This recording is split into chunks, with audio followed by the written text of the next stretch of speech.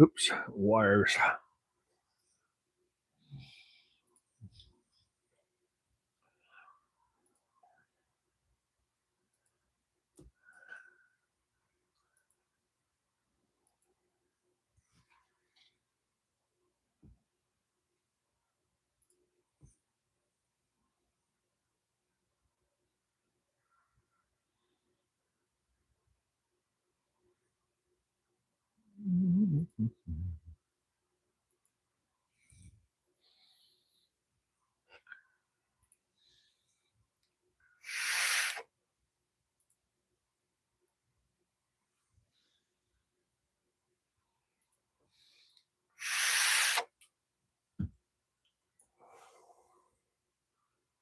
Okay.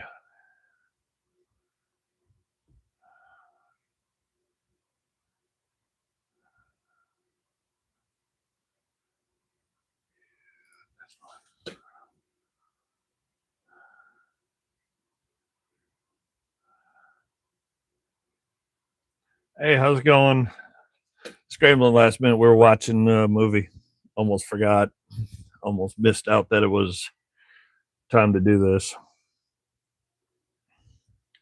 Did get one of the 1-inch drive sockets cleaned up. Was completely rusted out.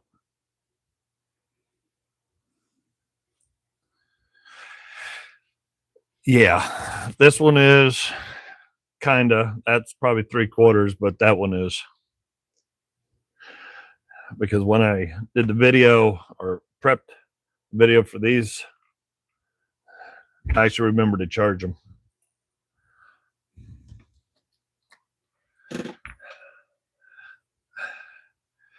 One-inch drive, 1-inch 8-point. Never seen an 8-point that big.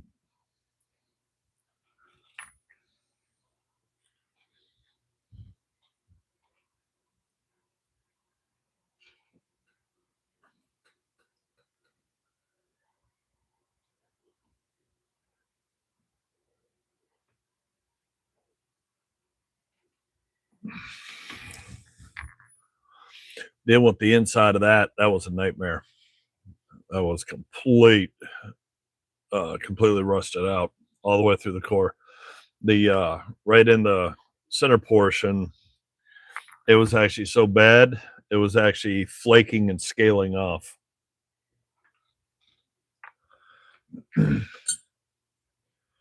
But yes and no. Finally digging into this after it's sitting on the workbench for months. Plastic's blown out, shot. But SK Professional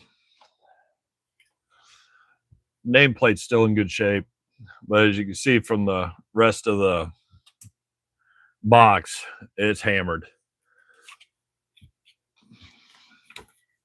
So I think what I'm going to do is try to tidy all the bits and pieces out of this, which includes tearing this one down. Because this one feels like it's got molasses in it. It's in really bad shape. It's just almost no clicks, and it's just thick and slimy. A couple extensions.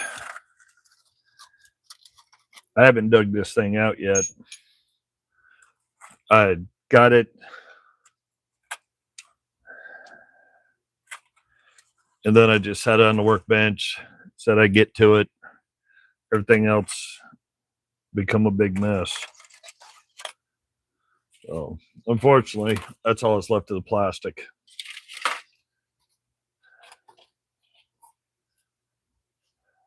Somebody showed a piece of cardboard under it to lift it because it collapsed.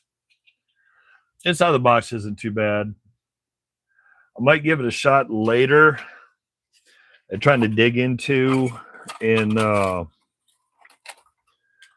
drill out the clasp, since the clasp assembly is totally blown out and gone. See if I could find a replacement I might sit and hammer this back together.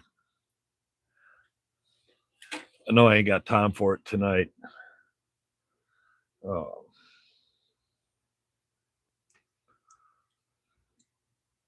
I figured that got a whole complete 3/8 set. Haven't deciphered the age of it yet because there was no price marked on that. But it does still have an address of Chicago, Illinois. No barcode.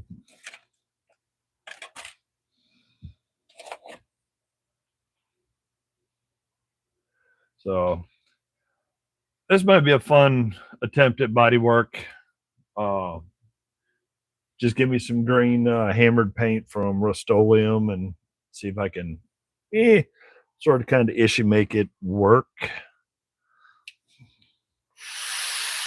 It's hard to, well, no, till I try. Oh, powder. I forgot to burn that up earlier.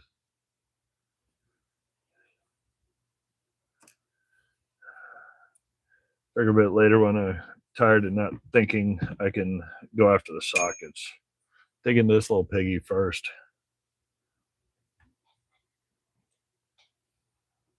I'm just glad that the snow and ice is finally melting away a little bit.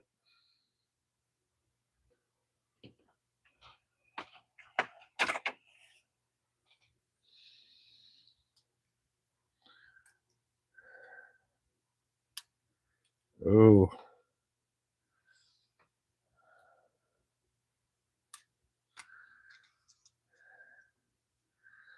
It's not allowing me to squeeze in properly.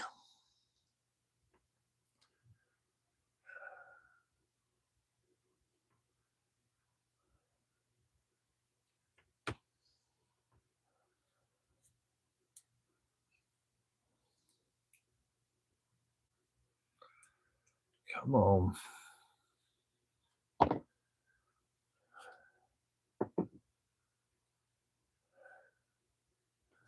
Oh.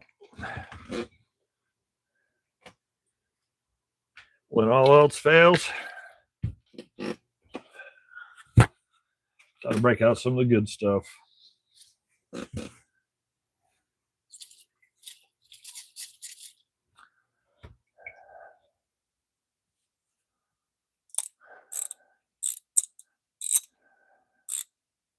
Hey, got a little clicky now. Didn't have that a bit ago.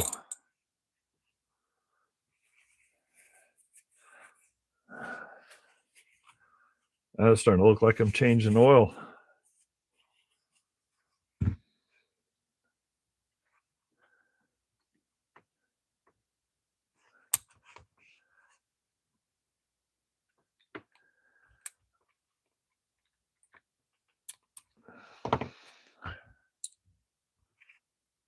These are always stubborn.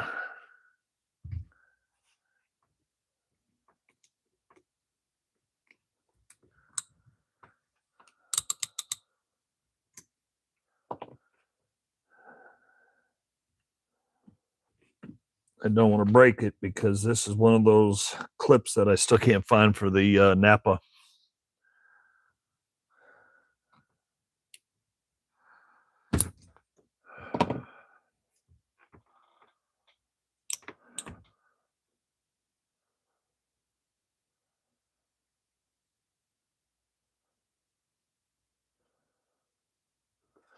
As a matter of fact, it's the same type of clip.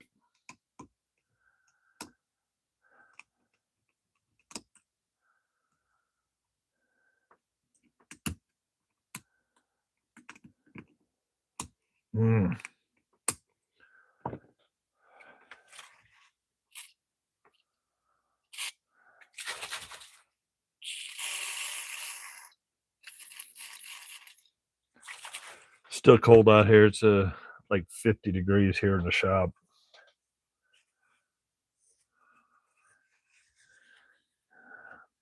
And brake clean don't like it when it's that chilly.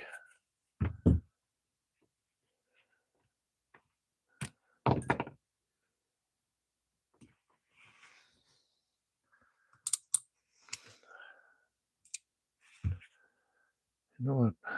Send it there.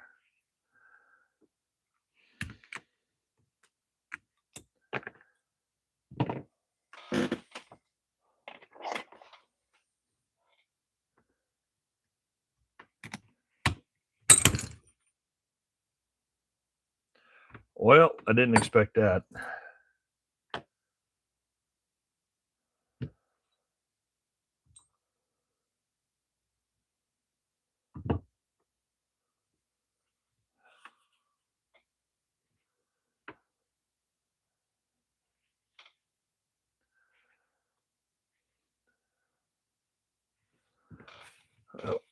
Yeah, like I said, looks like motor oil in here. This is horrible.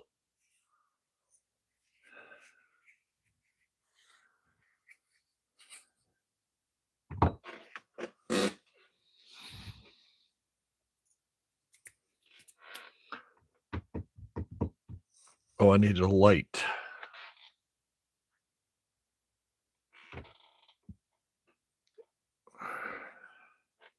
That flashlight, it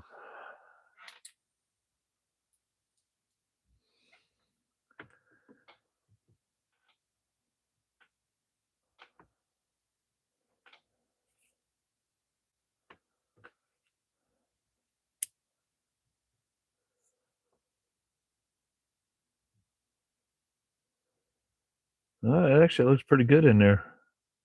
No grime or debris.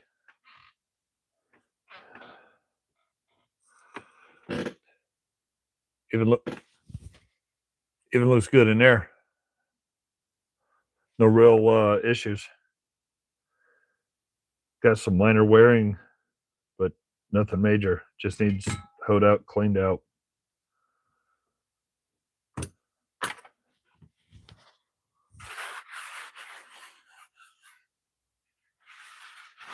Oh, I'm sure it went swimming somewhere because that literally looked like oil.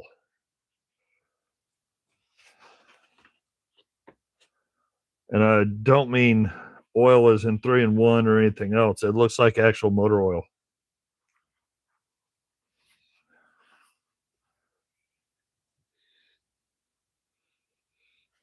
Yeah, brake cleaner is still too strong.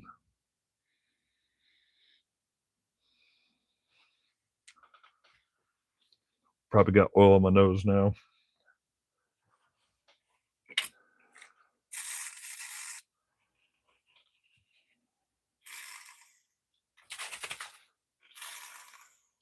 Uh-oh. I lost propellant.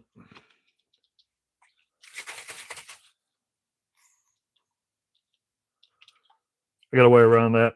I'll deal with that one later.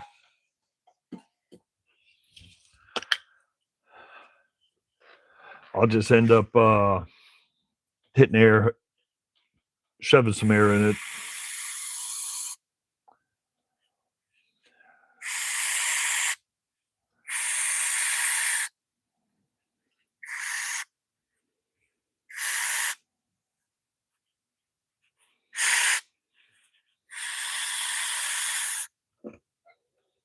Not my favorite, which is the non-chlorinated one, but gotta use what I gotta use.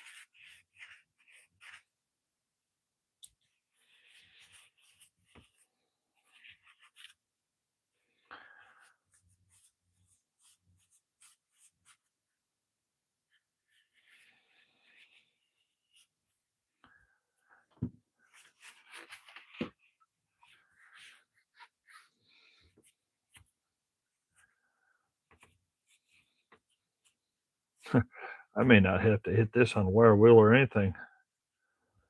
At least this piece. This cap is clean. Super clean.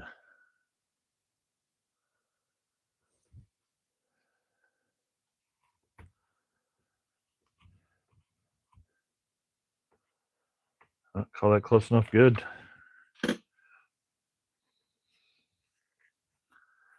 Well, like my Napa Ratchet, that's a stupid clip that I can't find anymore. Is these with the dog ears.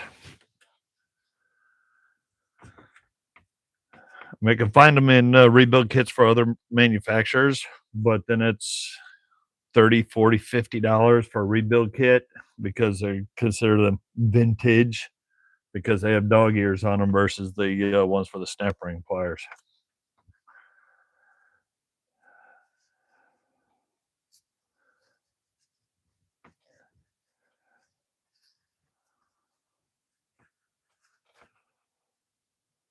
That needs to be cleaned. That just needs to go to the trash. Let that dry. Let that dry. Try to get the grime out of this. I mean, the Ratchet overall isn't in too bad shape. Even the knurling.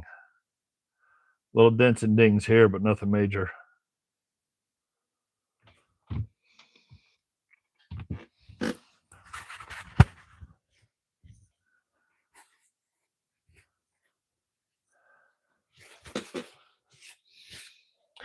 Yeah, it's not as easy since this is almost like spring steel. I even took, well, I don't have the kits here. They're on the other side of the shop. I took internal and external snap rings, laid it out, marked it out, ground them to where they were pretty close to the same. When you go to try to draw tension in on them, they collapse and fold. So the metals for these are definitely different from the fatter snap rings that you use the pliers on.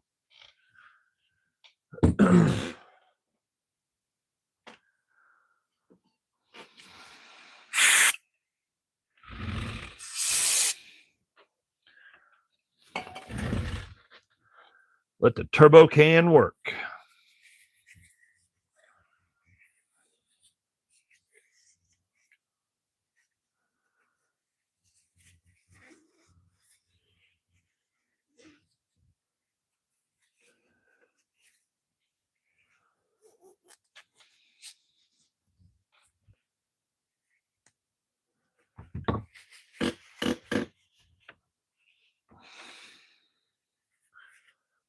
I swear.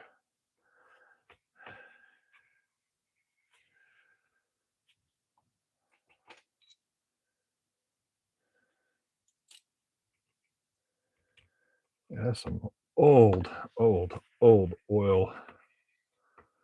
That's like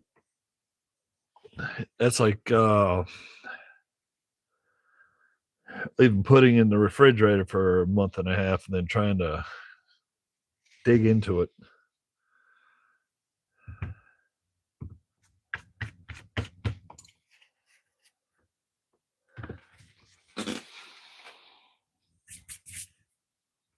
Right. Let's see if there's.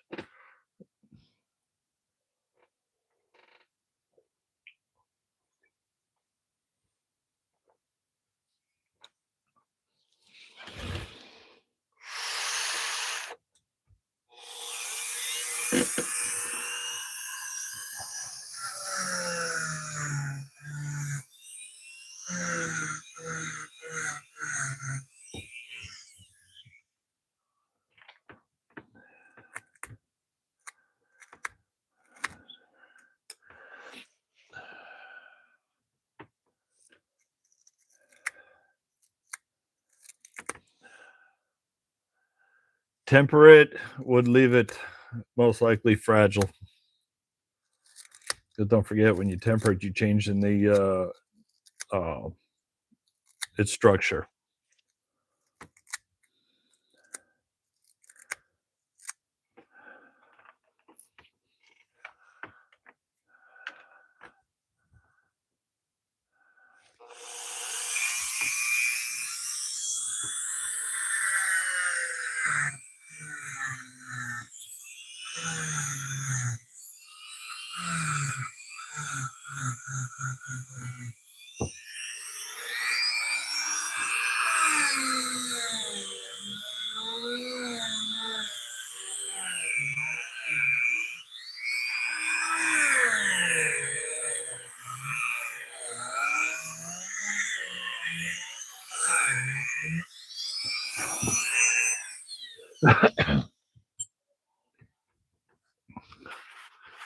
Are you well liked in your neighborhood?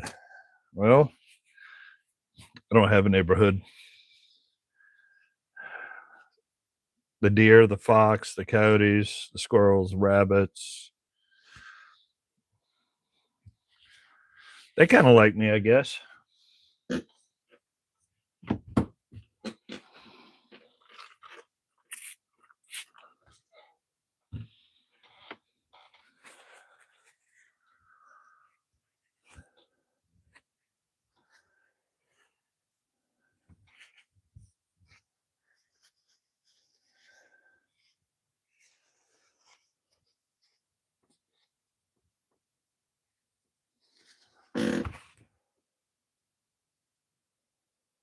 I was getting there. It's a slow paint, but this one's just slopped up full of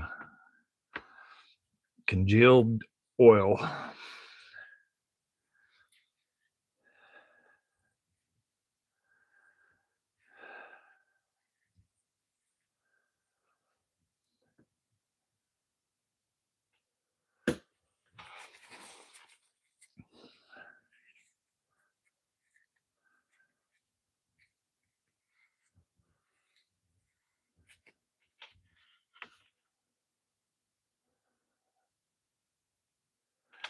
Okay.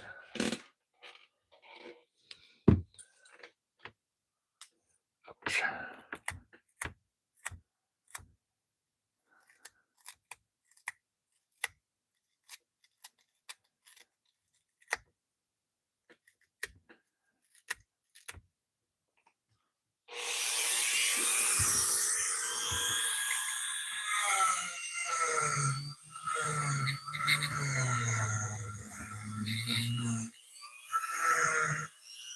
Oh, I got a better idea. Because of the diameter.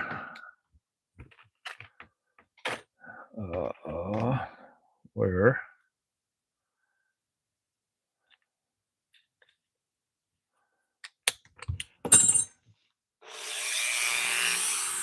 This should fit right in there.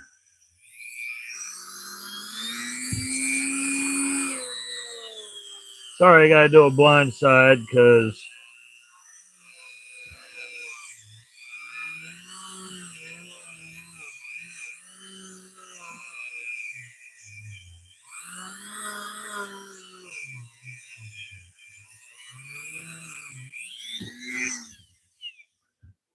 that gets down in the rings. Hey, how's it going?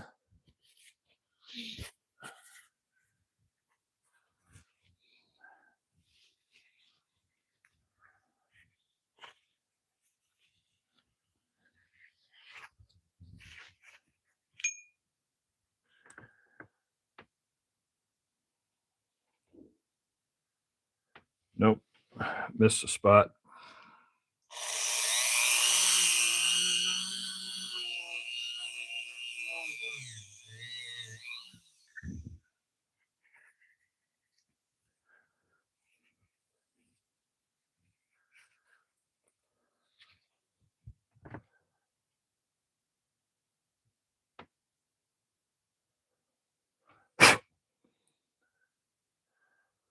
Okay. Now I gotta get into the teeth. Get all the crud out of there.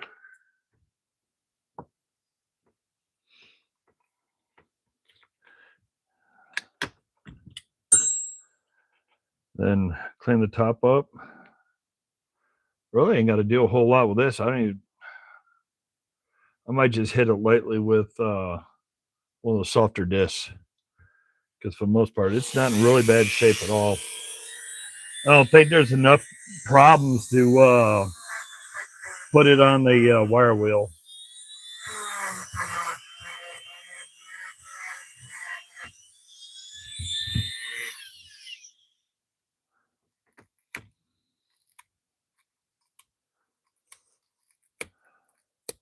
Hey, how's it going? As you can see, I'm finally happy the shop's up above 50 degrees.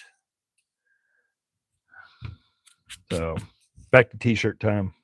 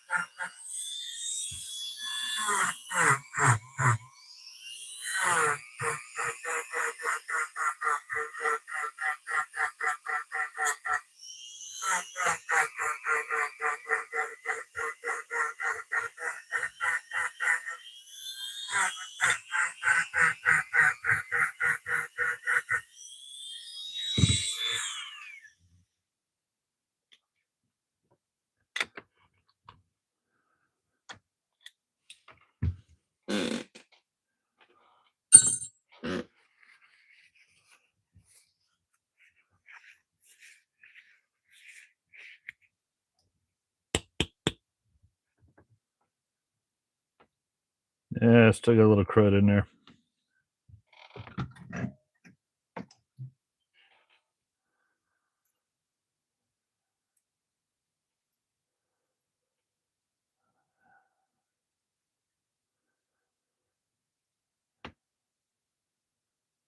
Oh, just a little bit of stuff.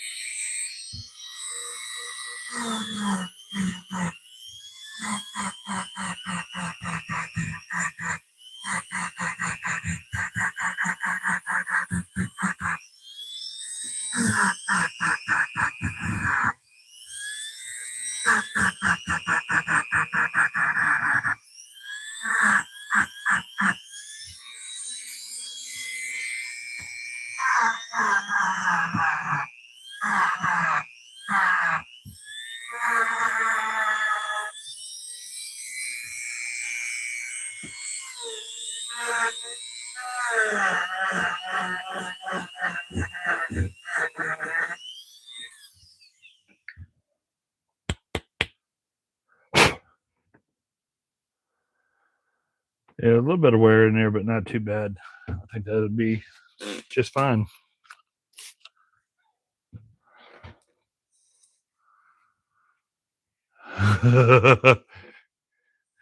Ain't done squat with it. Just been too busy. On call, weather, too many things going on. And because when I start one drawer, I want to be able to take it from beginning to end, which is degreasing, degriming it, Getting any of the residual sticker stuff off it, trying to just nitpick the best out of it, clean it, dry,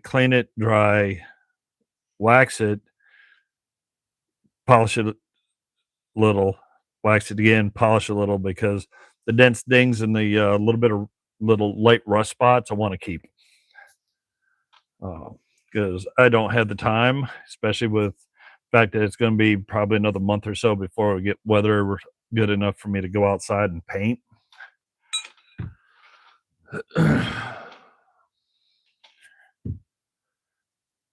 Okay.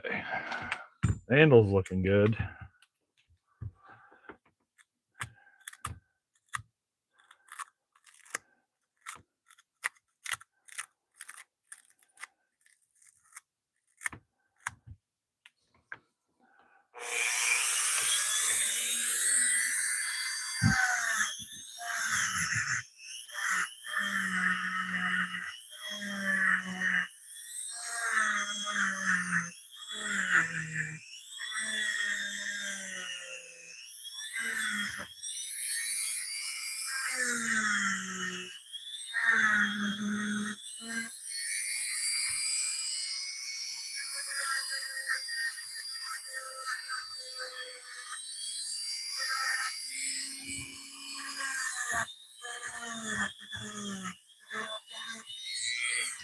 Well, this one's going to be stubborn.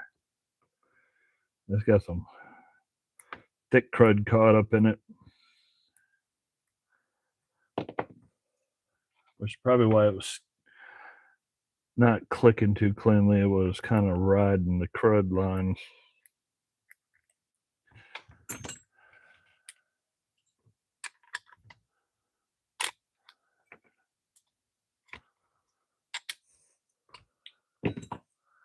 Hey Don, how's it going?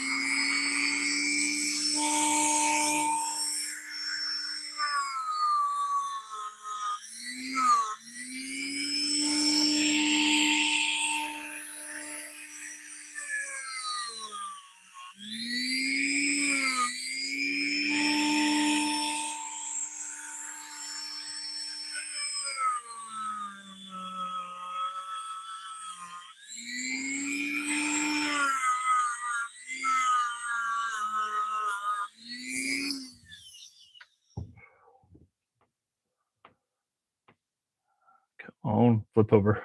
There we go.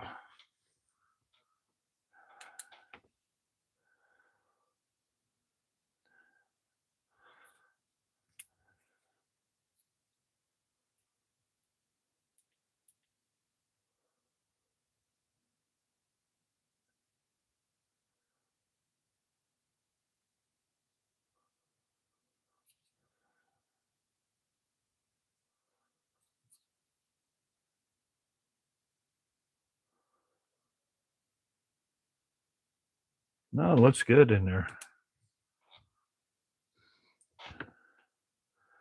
Clean the crud out. Get the crud line going.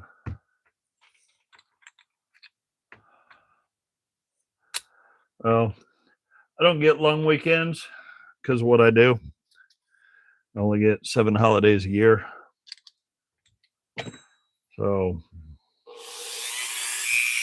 but finally up in the 50s in the shop, so I'm back to t-shirts, so I'm good like that.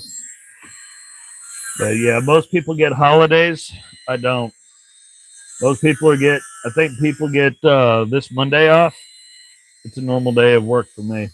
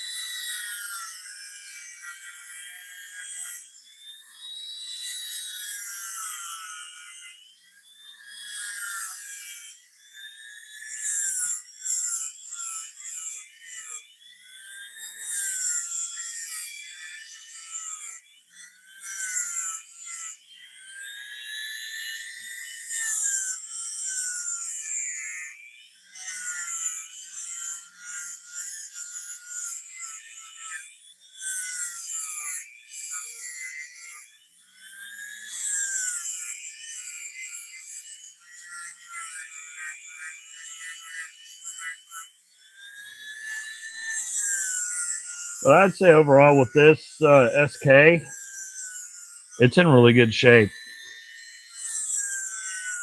I mean, yeah, it had oil, grease, and grind that caked up and all that, but in the grand scheme of the planet, oh no, this thing was in really good shape.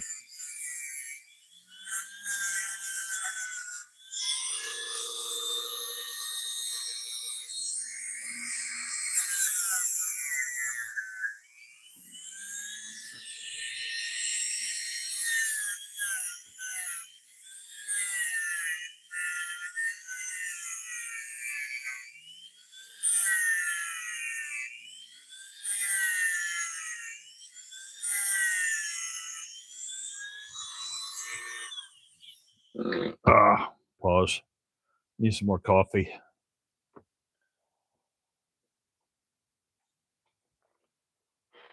Gonna have a long day tomorrow.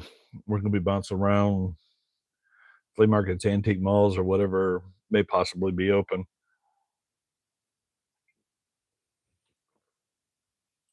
We're taking off, going a couple hours north, see what we can find.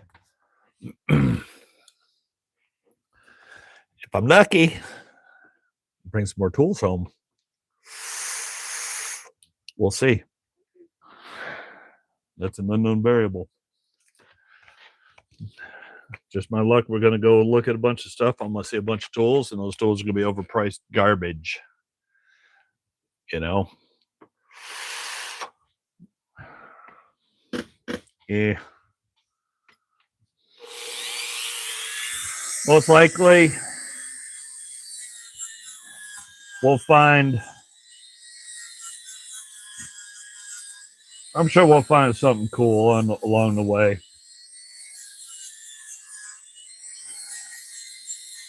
But either way, we get to get out of the house, and we're going to have fun, and we're going to eat out.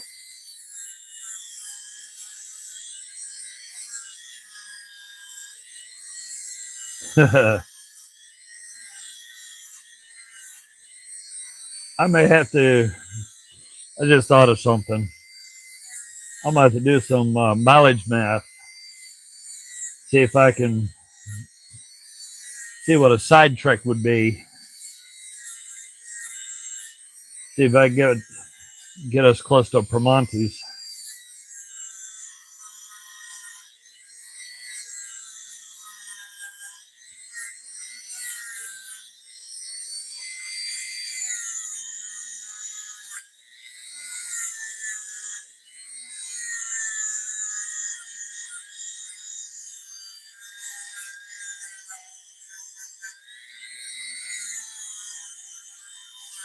I sure could use the Al Capone and a pretzel. Maybe a couple beers to go along with it.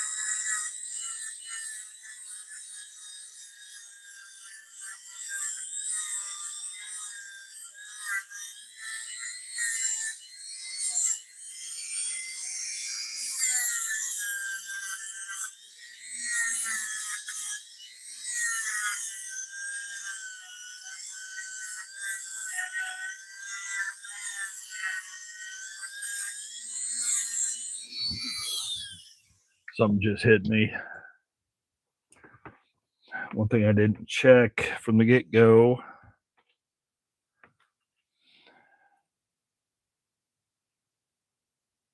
Cool.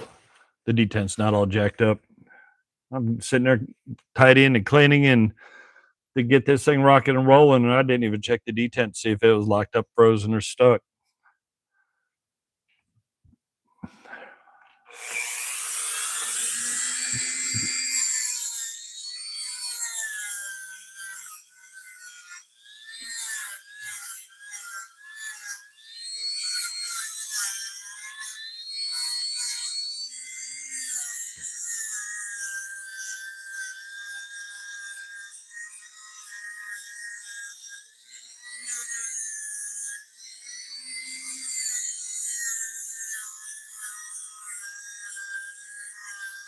You can actually see some of the lines on this from grime that's caked up in there, and the ratchet rotating around has actually caused friction lines in it.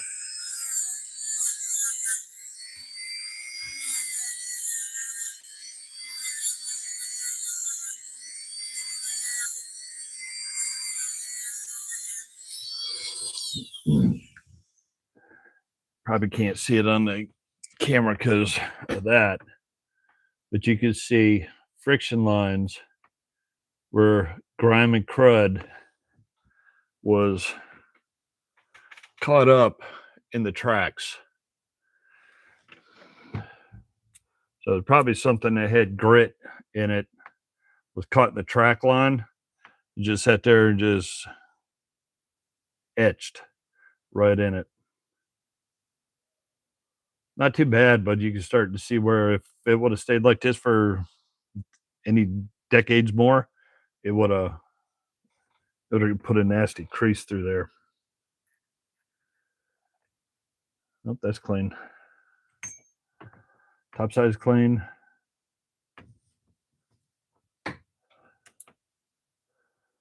That track needs to be cleaned up better.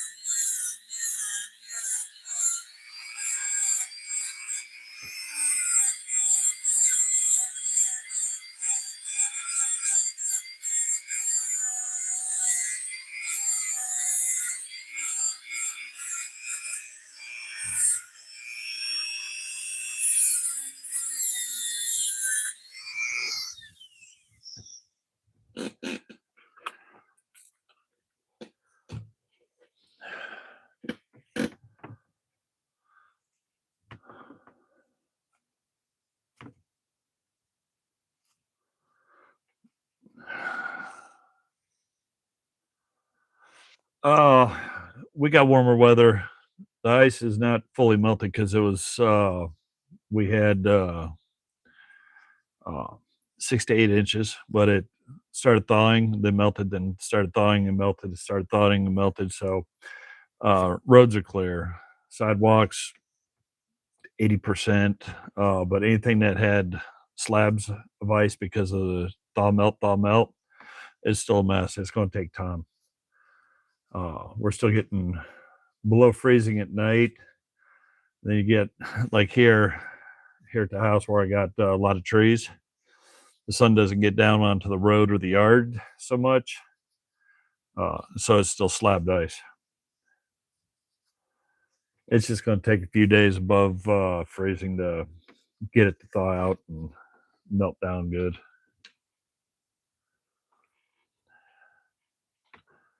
No need for yak tracks. You can still walk on it.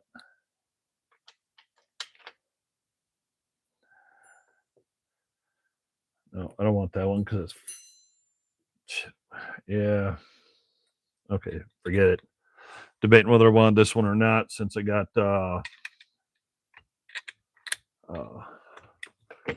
since it's falling apart.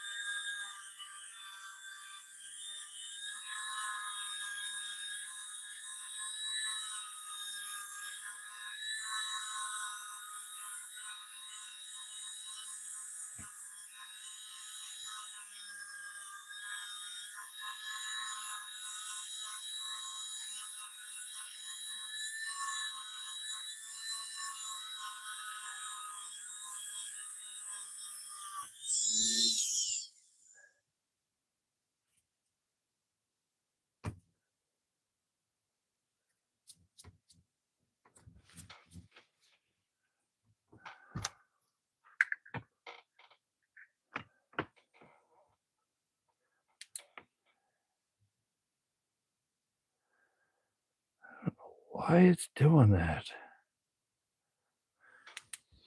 Definitely not liking that. A little bit of crud on the inside. It doesn't want to come off.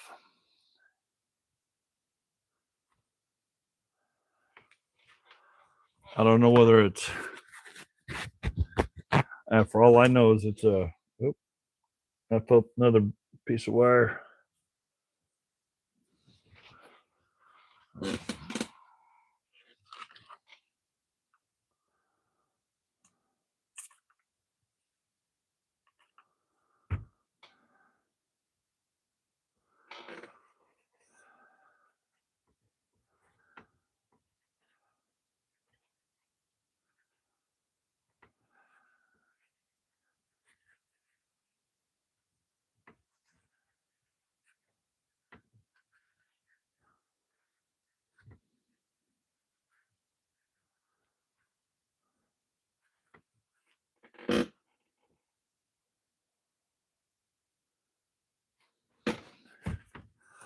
I'm probably just being too nitpicky.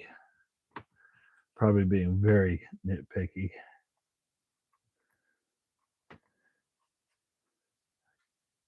I'm not getting anything off the dental pick. Could be discoloration in the metal, not knowing what materials this is made out of.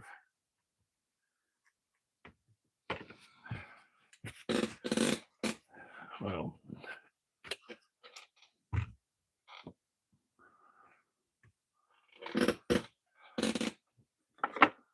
where this has time to saturate.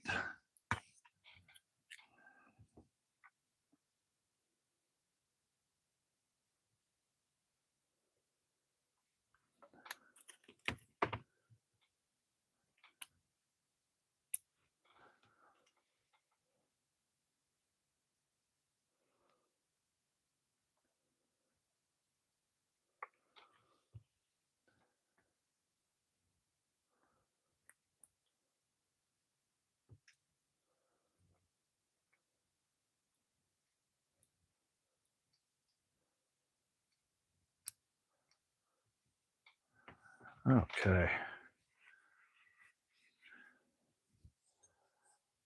3-in-1 soak.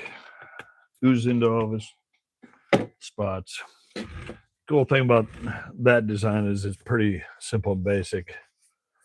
The internals were clean. The spring was clean. There was no rust or crud in there. And so was the detent that pushes back and forth when you rotate it. So I've been lucky on the last few of these where they have been clean inside. But I found one I worked on a couple years ago, made in China. The spring was rusted. The detent, it was almost a cylinder detent, kind of like what they used on the some of the refrigeration tools. It looked like one big chunk of rust.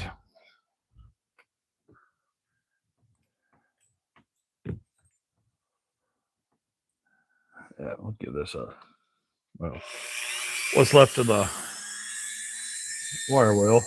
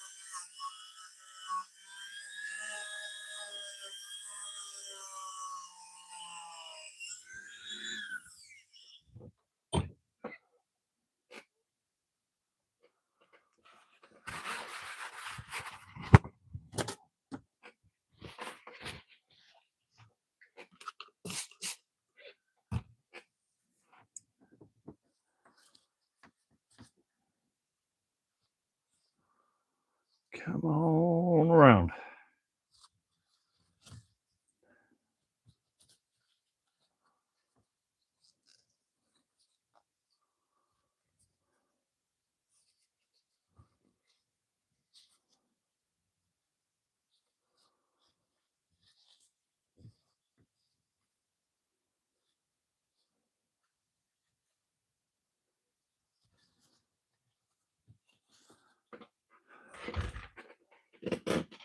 So that's close enough.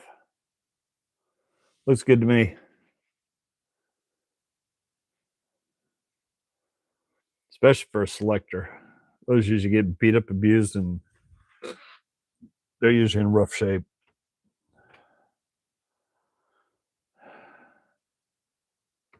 Jesse! I still forgot to ignite this.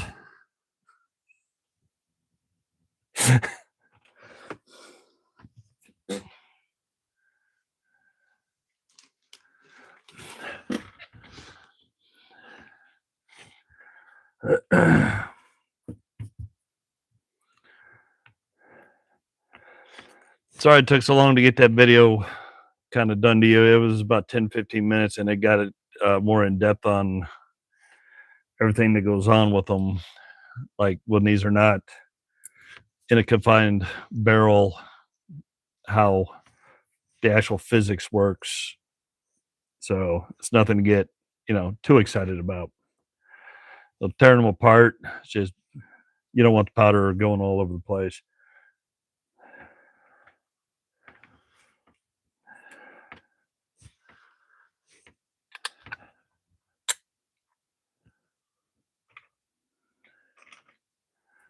Back to playing with Magdad's favorite little tools.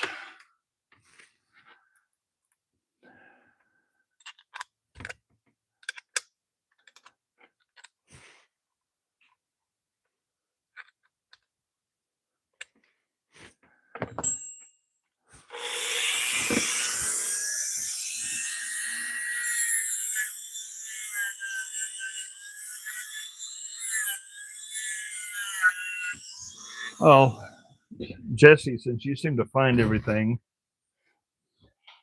other than rebuild kits that cost $30, $40, $50, $60, have you seen anybody selling selling those clips anymore?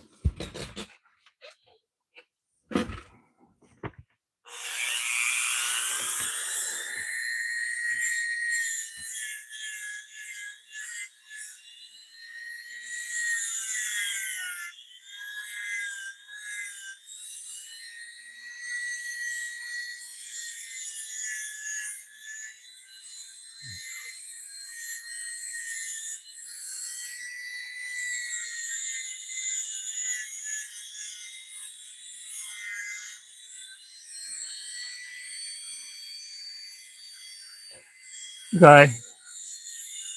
I got one up the road.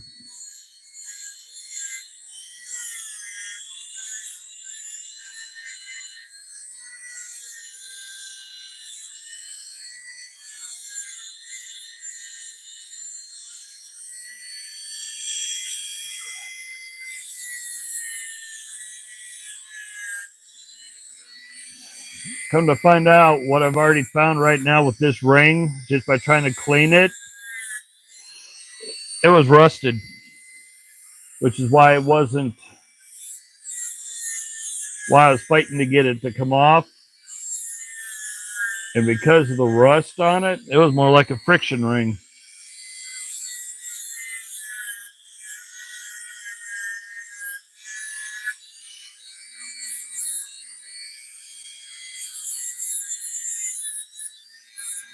So this is going to get cleaned up and oiled with good oil.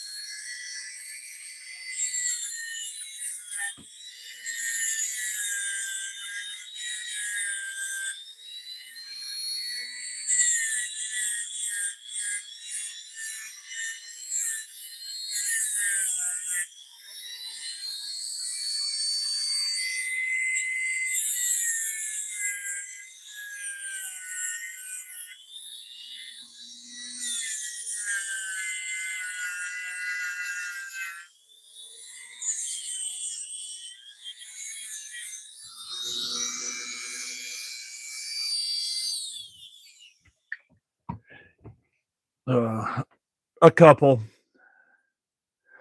If they're really stubborn, then yeah, especially if they got these silly rings on them. Because I learned the hard way. I accidentally broke one of those rings on that Napa Ratchet. But when I do, I mean, I hate to say it, I firebomb it, and I don't have one.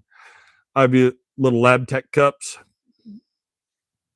too heavy for these to support on their own. So I kind of do something that'll support it, but set it down in a Lab Tech cup and fill it up with brake clean. Let it sit in there. Just let the brake clean get in there and all the cracks and crevices and start eating away the grime and crud that's locked up on it.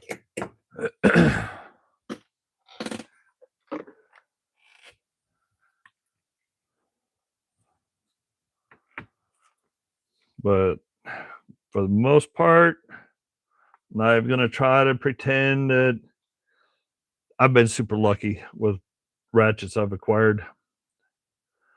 Most of them have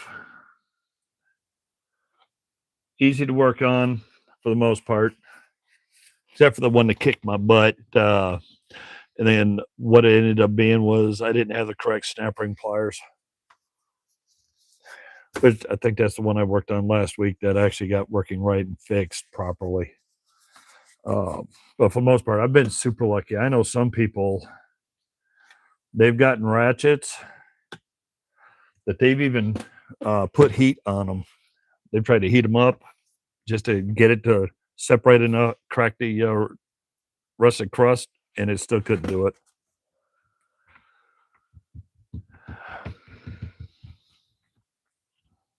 Guess I can give a light tidy up on this side because that's about all that's left with the ratchet, I think. But we're gonna have to do the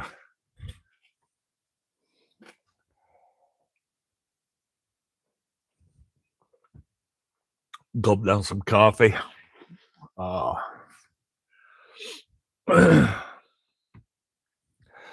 I mean, I found brake clean to, if it's rust, it really isn't the best, but if it's any kind of grime that's binding it up, which is why I kind of sprayed this one too, is because with these being compressed in, the grease and grime, well, because of where this sits, where that ring sits in there, that's the prime source of grease and grime getting smashed and packed in, almost like packing a bearing. When the stuff gets up in there, and it starts to harden and dry, you try to squeeze this in, it won't go in. It'll go part way in, then it'll jam. And I'm pretty sure that's how I screwed up that Napa ring, is because I did not firebomb it with brake clean. I used other stuff, and I thought it was compressing in enough, and I think I just squoze too much, and that's what snapped the tip off it. So I'm pretty sure I'm the one that was at fault for that. Well, let me vape real quick, and we'll go that way over to the other desk.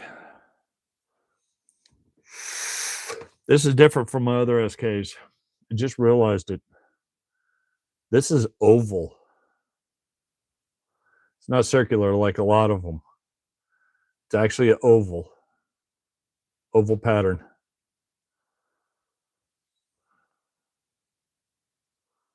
I didn't realize it until I grabbed it and my hand obviously hit up here, and all of a sudden I was like, oh, wait a minute here. The shape is odd.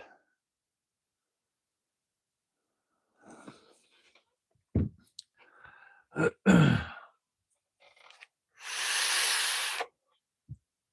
really hoping to be able to practice my metal work and get this outer edge that was smashed, tidied up, and somehow find the new clasp. But either way, that nameplate's coming out because that nameplate is too clean and too shiny. I may have to find another box just like it that I can swap the nameplate out.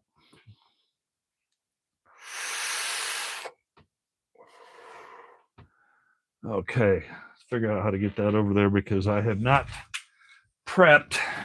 Like I said, me and Mrs. Bigfoot were watching a movie and I kind of forgot.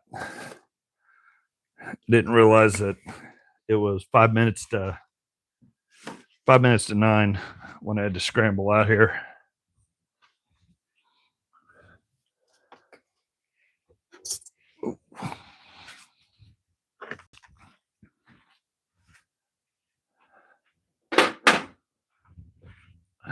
Earthquake, Blair Witch, whatever you want to call it.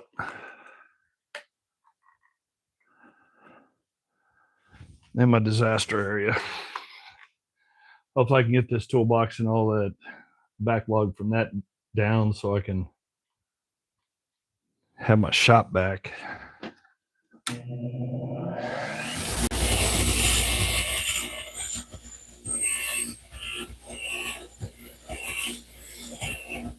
Now, unlike when I'm working on really rusty, nasty wrenches, where I'm actually putting some pressure on it, because this is actually in relatively good shape, I'm putting little to no pressure on it. So I don't want the wire wheel to dig in and smash it. Kind of like a light buffer.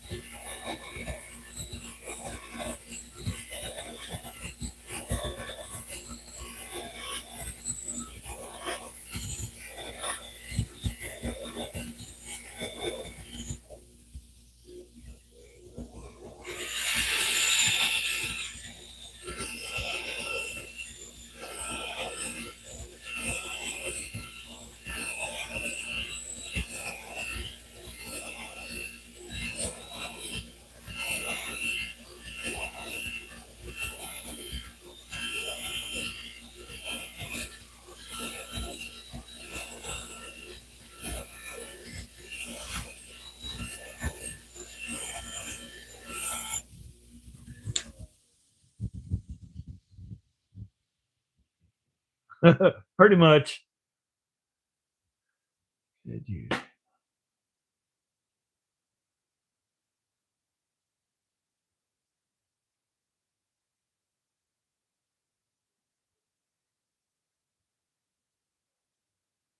Yeah, probably. But if I'm going to that little SK box, I'm probably going to take all the metal down and then get a light thin coat of primer on it, and then a green hammered paint. But the metal work is not as much as getting the rust off of it as much as straightening the metal, because that if you're facing where the hasp used to be because it's broke, that right side wall was crushed. Then somebody just bent it straight up, and it's all lumpy and bumpy. Plus the corner is mangled. That'd be a fun little project to take the hammer and dollies and just practice body work and reshape and hammer and get the metal back right. Then I'll paint it. Well, let me rephrase that. I'm not the best at painting. I'm not even good at it. It'll be my attempt at painting.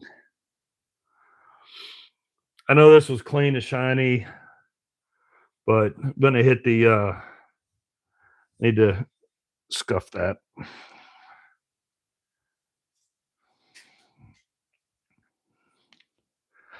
Oh, that's right. I already took it and used it on the other.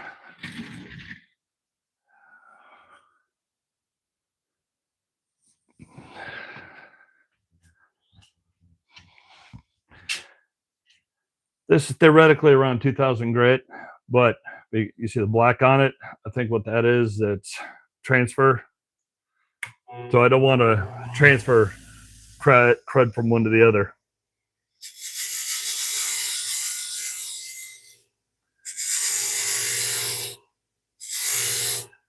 So by doing that, now it's clean and it's doing odd shapes. You kind of create little waves and pockets.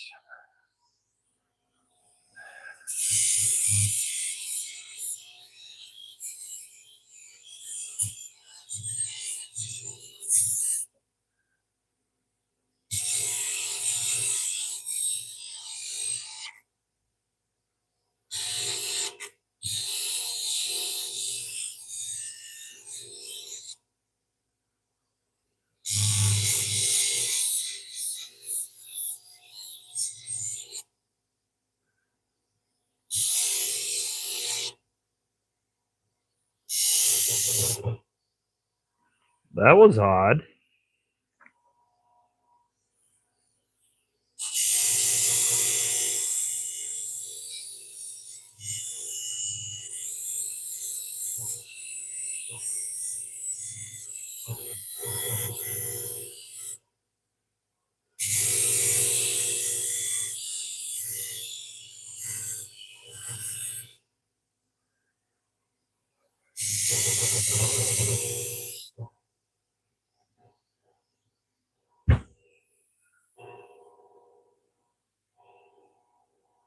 Uh-oh. I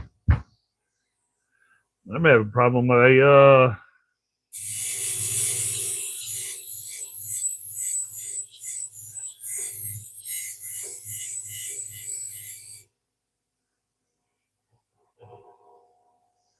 hear it jittering.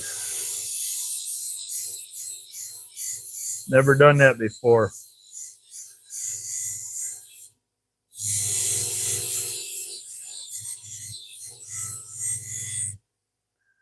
Because of that,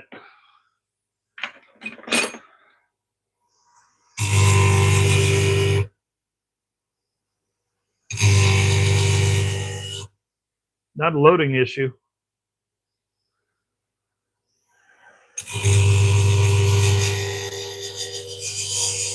I'm throwing sparks on that.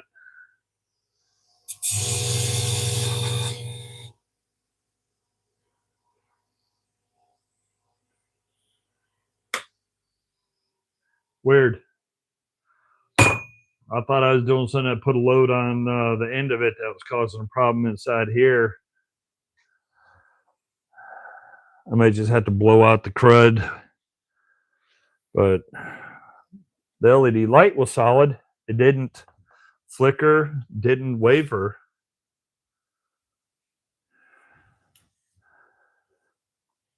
But it could be these stupid things causing distortions too.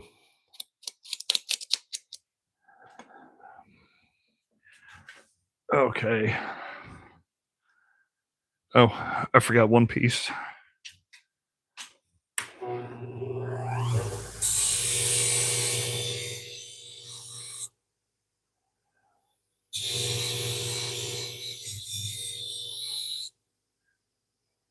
That'll work.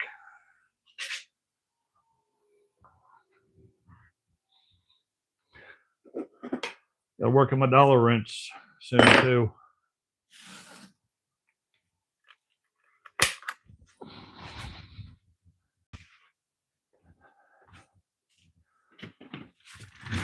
Oop, I don't know what I did.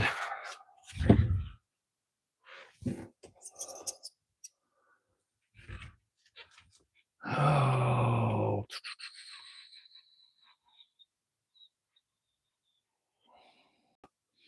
That light green one is supposed to be around 2,000 grit. While, and I don't know what I did with them, is the dark green one. I think the dark green one I had in the past is around 320 maybe, where the red one I had, that kind of brick red one, and I have a extra one if I get an extra grinder going. The brick red one, I think that one's supposed to be around maybe 180, 120. So it's a difference in grit. That green wheel is a fiber wheel. It's just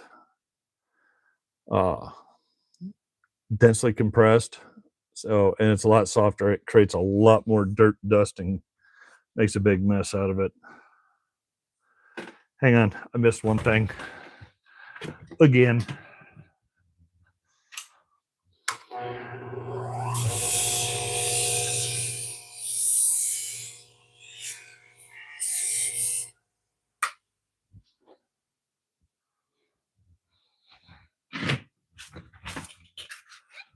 I forgot to put a little shine on the face.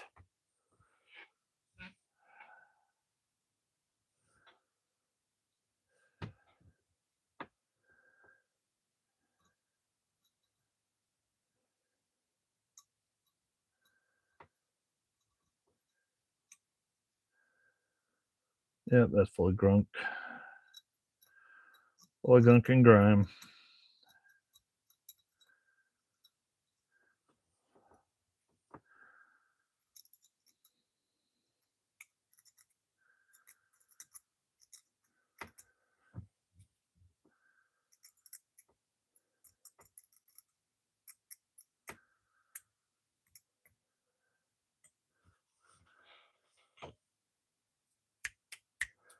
Did I have it here? Did I take it there? Like I said, someday, some decade, I will get this mess cleaned up. But I have no hopes on it being actually this year. Because I had a plastic bristle brush sitting over here that I was using. Unless I took it over there.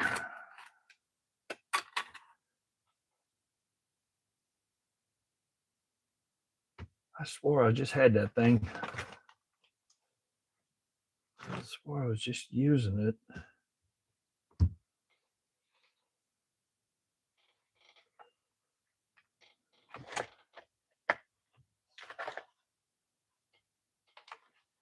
That'll teach me from just grabbing stuff from one desk, go to another, and to another, and to another, and not actually put stuff back.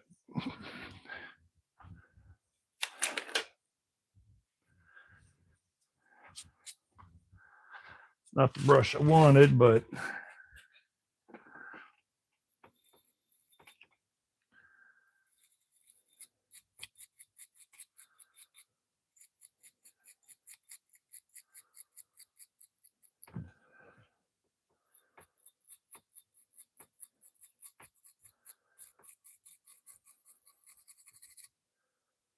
that'll work.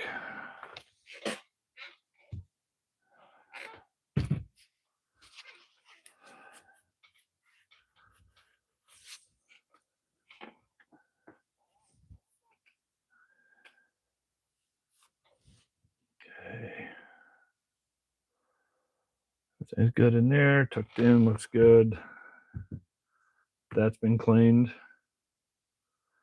That's been cleaned. It got oil on it. That's clean. Now, I don't know if you, I would loosely say yes, they're color coded. I think it's also depends on manufacturer. So, uh, I think different manufacturers have different color codes of what they consider, different grits or soft, medium, hard. Because some label them that way too. These are the ones off the Amazon. I have no idea. I can't pronounce the company. I'm not even going to attempt to try to pronounce the company. Uh, they're not super expensive. They're decent. Yes, they leave a trail of debris everywhere, but it's a fiber wheel. Kind of expect that for what it is. Uh, but in the grand scheme of the planet, you get what you pay for, and they're decent. Uh, uh, I'm sure you've noticed George has a couple you want to watch. He's got a couple. The red, I think he's the red and green. DJ's Tools, same thing. He's got a couple of them. I'm pretty sure everybody's gone to the Zon and gotten those wheels. Uh, for what they are, they're decent.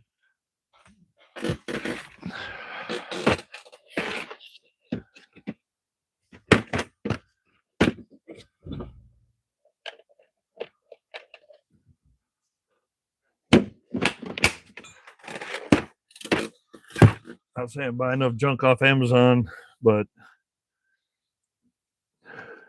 you got to buy in bulk when you work on as many tools as we do.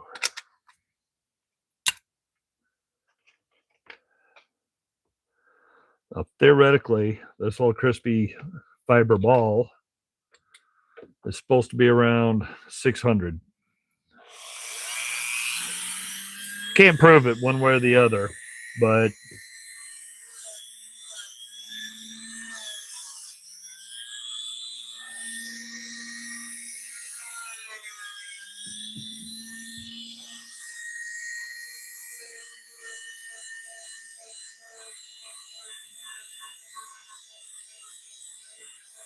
since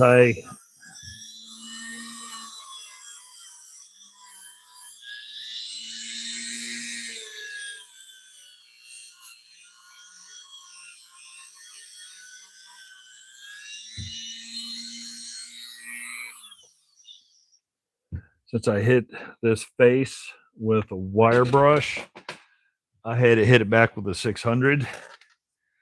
I can run over here, see if I can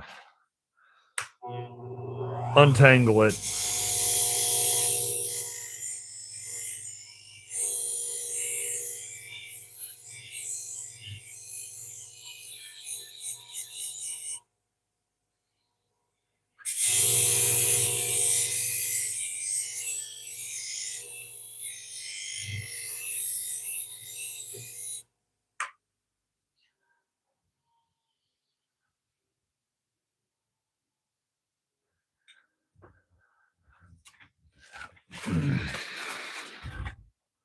Oh, that took care of the grimy or the wire brush on it.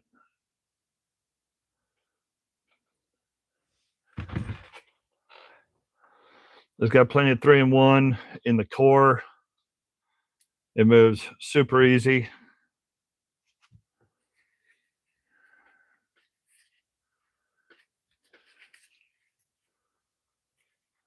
No issues. Get some of the excess off. But I put 3-in-1 in the core of the mechanism when it's built like this. But up here where we got to deal with the teeth, just a little dab of super lube.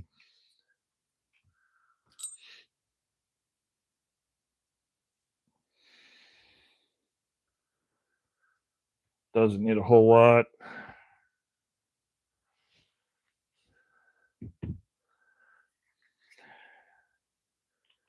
And since I just hit that off, oops.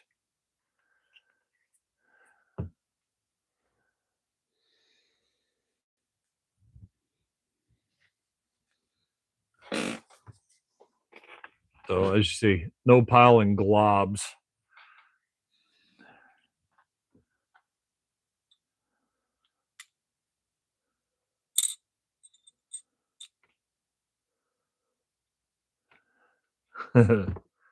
That's the fun part. Gotta try to center it.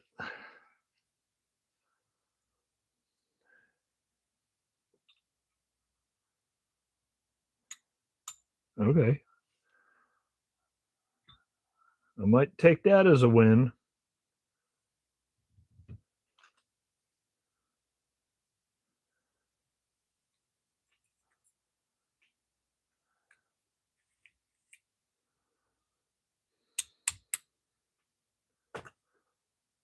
I will take that as a win. Came back, lined up good. Nice and free. No sound. No grit. Because I've also got it in the 50-50 state.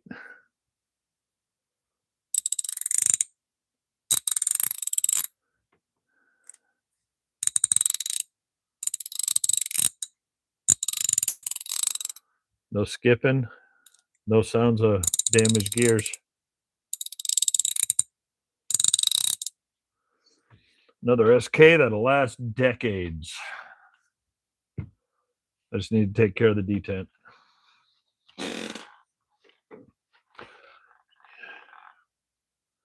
Yes. Yes. Sorry. Hold on. Let me try to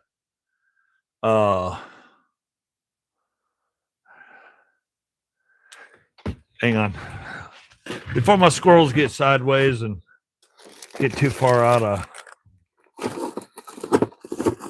Oh, I swear I got those stupid things running around in this drawer somewhere. Actually, things right here. What I did is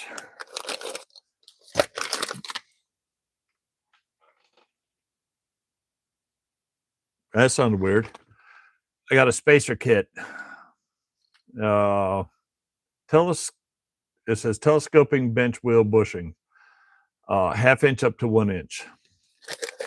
But I find the one that is close enough because it's kind of sort of metric, but it's sloppy loose metric because, you know, where they're made and the fact that they're high speed built is I take the insert and then I fatten it up with electrical tape.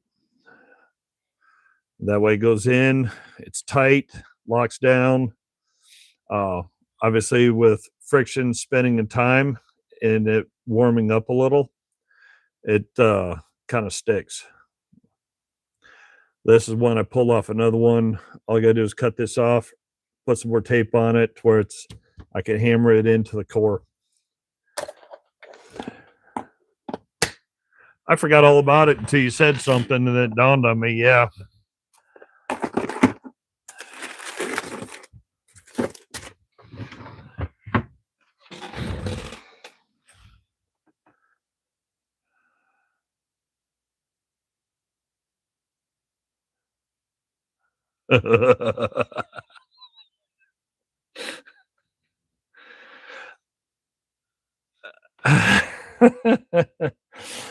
Me and getting crud out of the knurling is not, we're not friends.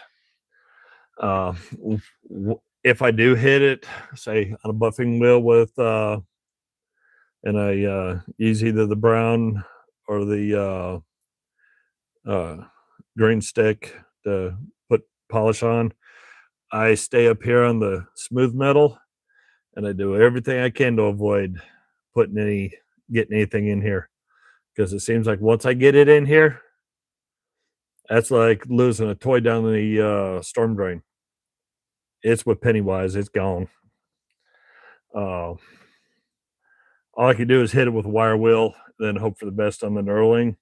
But I try to avoid it and I just put polish everywhere else. That's just my way of doing it. I probably could make this shine even more because I've got mothers. Uh, uh, you know what? just for giggles, since I'm in one of the moods. Dum, dum, dum.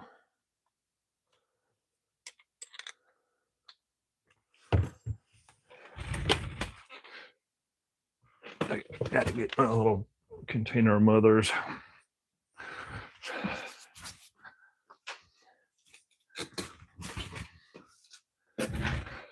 I use this on a lot of stuff. Lasts forever.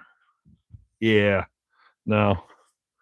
I am not about to go down the road we just talked about. Not happening. So to avoid the potential mess for me to deal with and everybody laughing, we are going to just tape the handle off so I don't have to worry about it.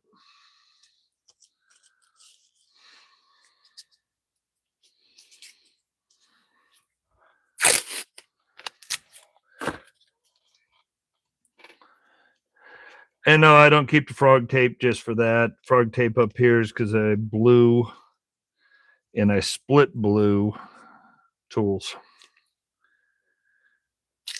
Oops.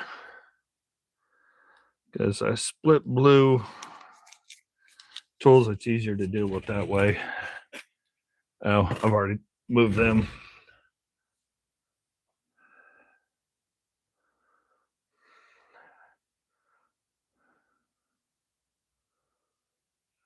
Should have done it while it was separated, but it's not going to hurt anything. I'm not going hog wild with it.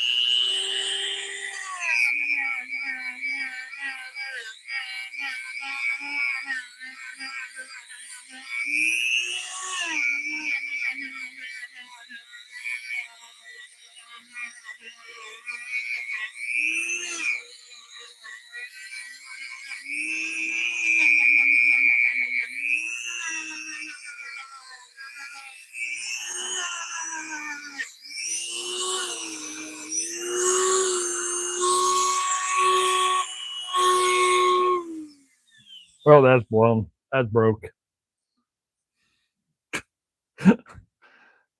I killed it. Spun it. Got it going the wrong direction. Got it going the wrong direction.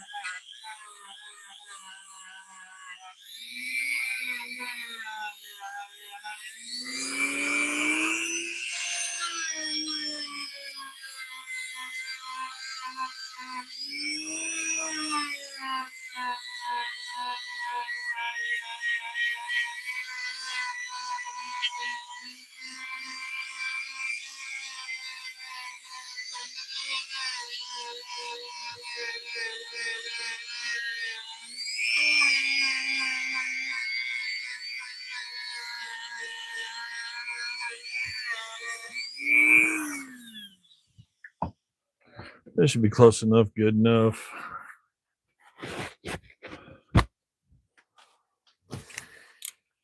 Other than the fact I got the polish all over my hands now.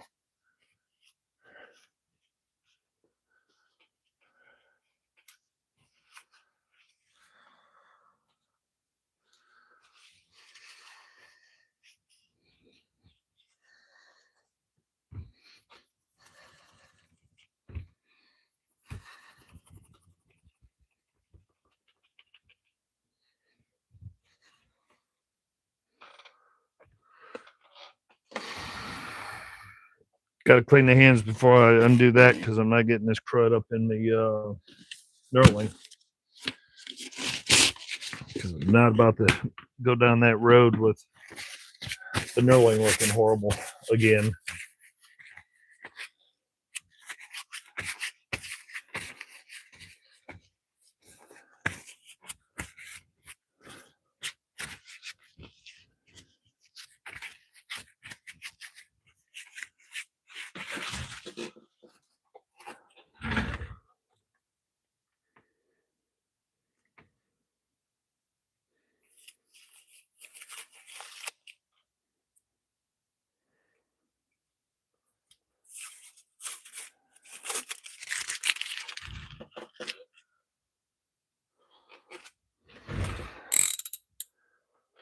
Back to what I was trying to do before I got sidetracked again.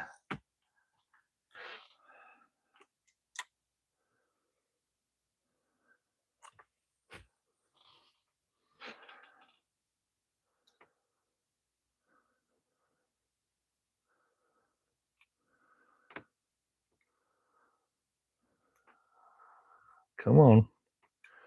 The D10 didn't want to start rolling. There we go. Got just a little bit of grime in there. Not a whole lot. Most D10s are really horrible inside. This one's not bad. And the ball has some denting on it, but no major wear marks. That's very nice.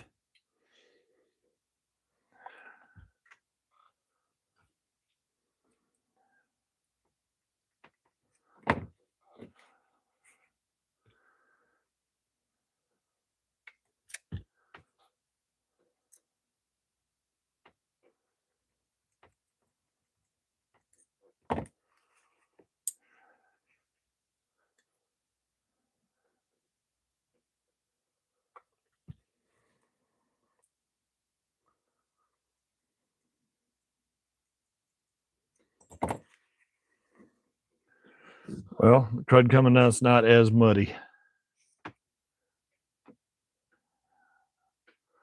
But considering most of the ratchets I've dealt with over the years, this is still very, very, very clean. Just got minor crud in there.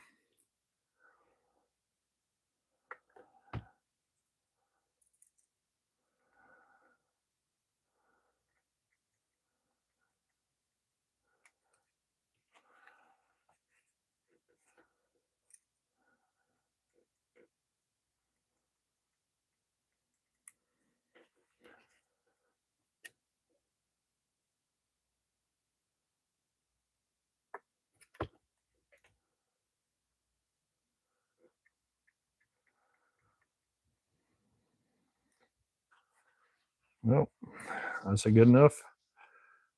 Ultra thin layer of brown rusty crud coming out. Not enough for me to get excited about, so okay. So there's the SK, and it's an oval body. So I tidied up pretty good.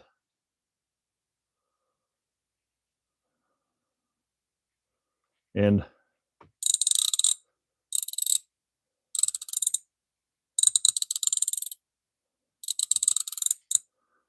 very nice. No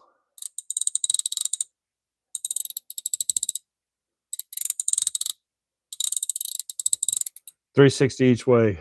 All no skips, no jumps.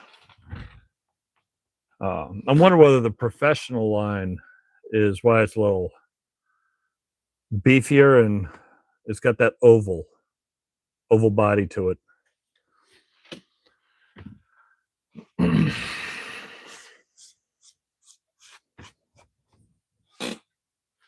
One ratchet down, 8,462 more to go.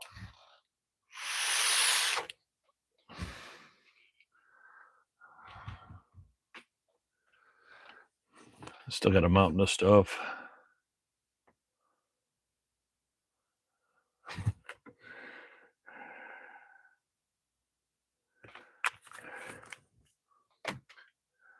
This being an old SK, even though it's 3/8, it could probably do lug nuts.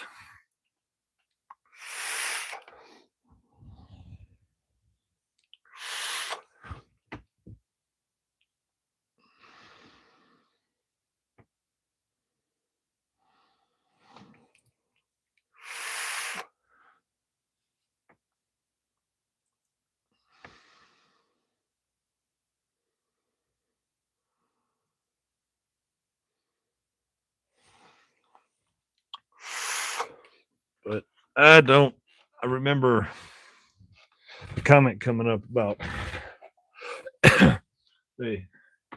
most of the box, the paint's done. So redoing the paint isn't going to be too hard. I can gamble on trying to fix it. Unfortunately, the plastic has not survived the years. Not even close. Oh. Oof. But you can see that is hammered. And if you look, it has got lots of lumps like mashed potatoes in it.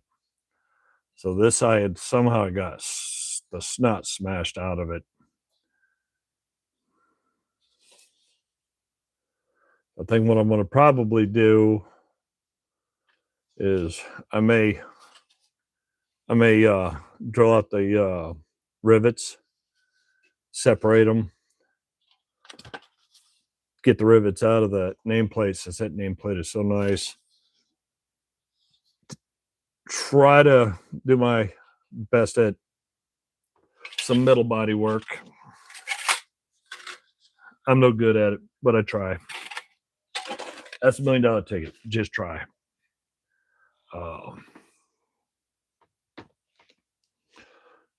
That old rusty 1-inch.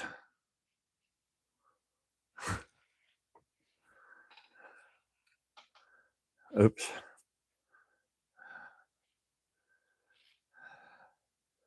That's a 1-inch drive, and that's a 1-inch 8-point. That was that completely rusty one that was in the bottom of the that was out of that toolbox.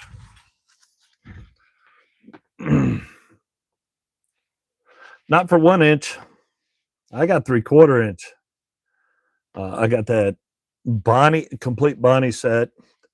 I've got a couple other 3/4 drive ratchets that are not high quality. I do not have 1-inch. I had no idea that was even there until I was, well, not bad. That's all that's left out of 3/4 of this bucket full of sockets that was in that toolbox. I'm down to that now.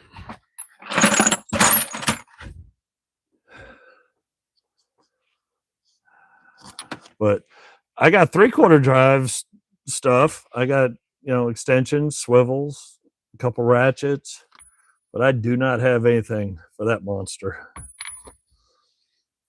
One thing I could probably do is upsize it from like an impact from 1/2 inch up to 1-inch. That's about all I can do right now. I mean, geez, even cheap 3/4 drive stuff isn't cheap. I was seeing people on Facebook and everywhere, and Craigslist and all sorts of stuff. They're selling Chinese 3/4 drive sets, guaranteed to work once, because you can tell when you look at the sockets and you look at the chrome plating, and the chrome plating has lumps and bumps in the plating. When you see the lumps and bumps in the plating, that's going to be about as high quality. It could be about.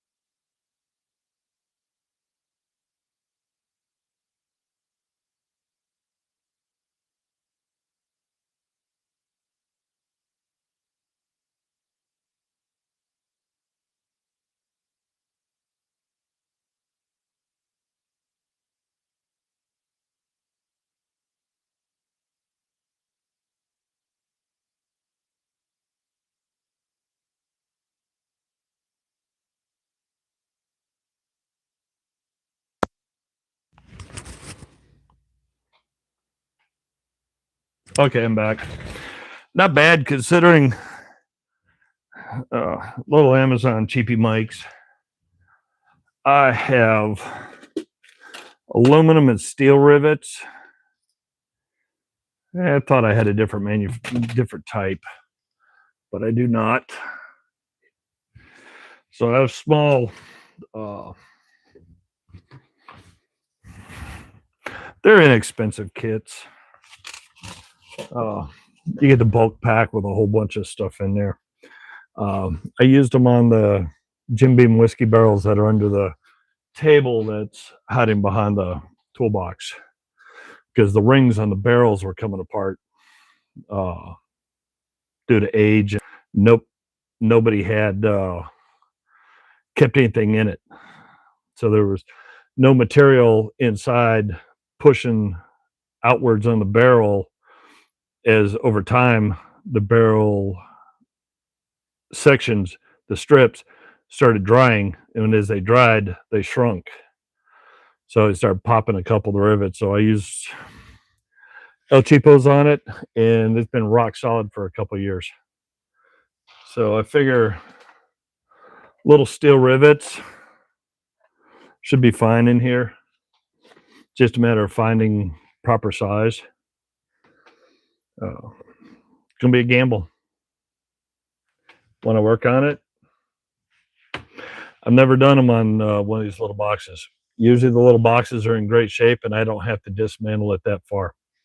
Usually all I got to do is just tape it up, blast the metal off, paint it, or just scrub it, and I'm good.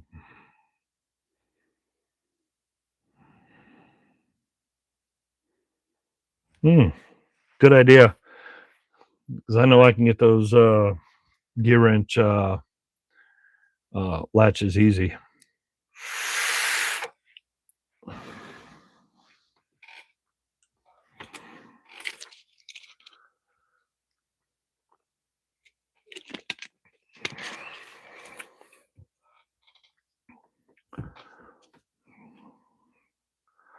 These just have grime on them and rust inside.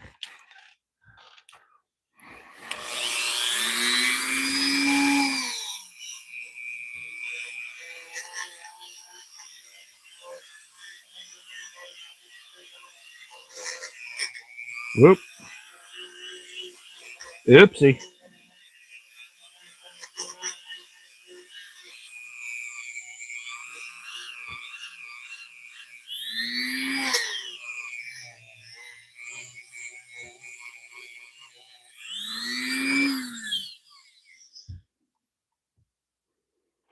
Oh, not easy to see, but definitely a lot better.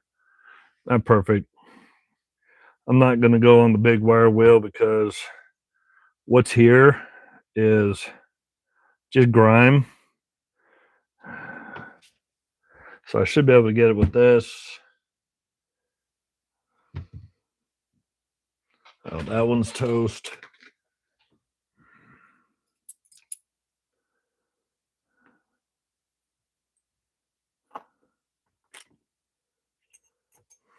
A couple of these.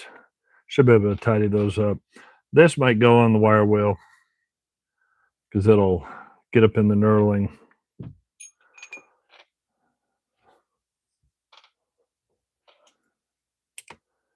This still has the rubber insert. But I think this rubber insert is dry rotted. So I gotta be careful going in there. Trying to clean that's gonna be difficult because you don't want to hit it don't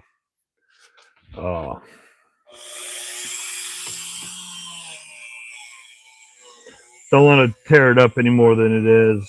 And if I can get it cleaned up with, say, rags in the cleaner, then I'll spray it with a silicone spray, which theoretically, according to what they claim, is it should help rehydrate and soften it back up. So when it goes to fit over the socket, it's not going to lock up, jam, or possibly rip the socket apart.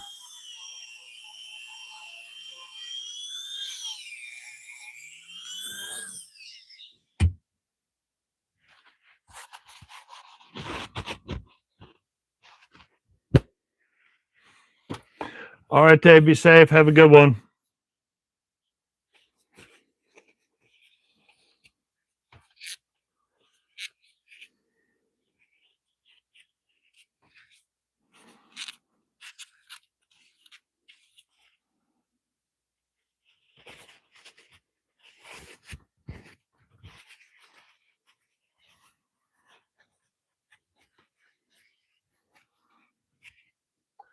That'll work.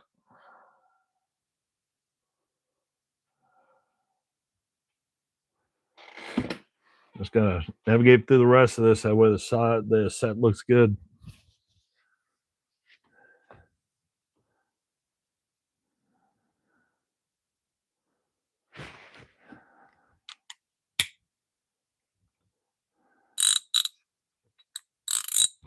Yeah, that's gonna be a really nice one. I'm gonna really like this set if I can get the box tidied and find the plastic. Lots of brass wire brushes for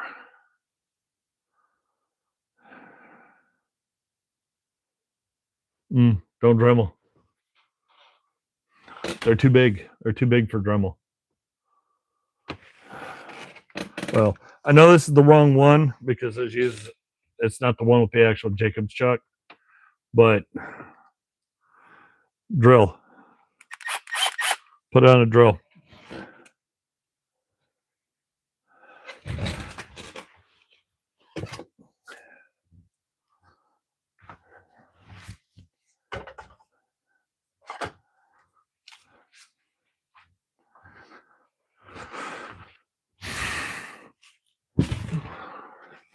So with a basic bore brush, other than the fact that I've already spun this into submission, but yeah, it has a threaded end to go onto the rods.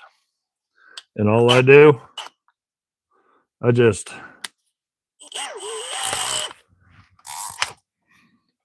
put it on the drill.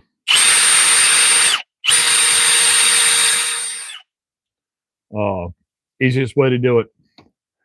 Trying to modify by cutting this end off is the way I look at it. It's never a good idea because if you, it's hard to see. You can see it's two wires.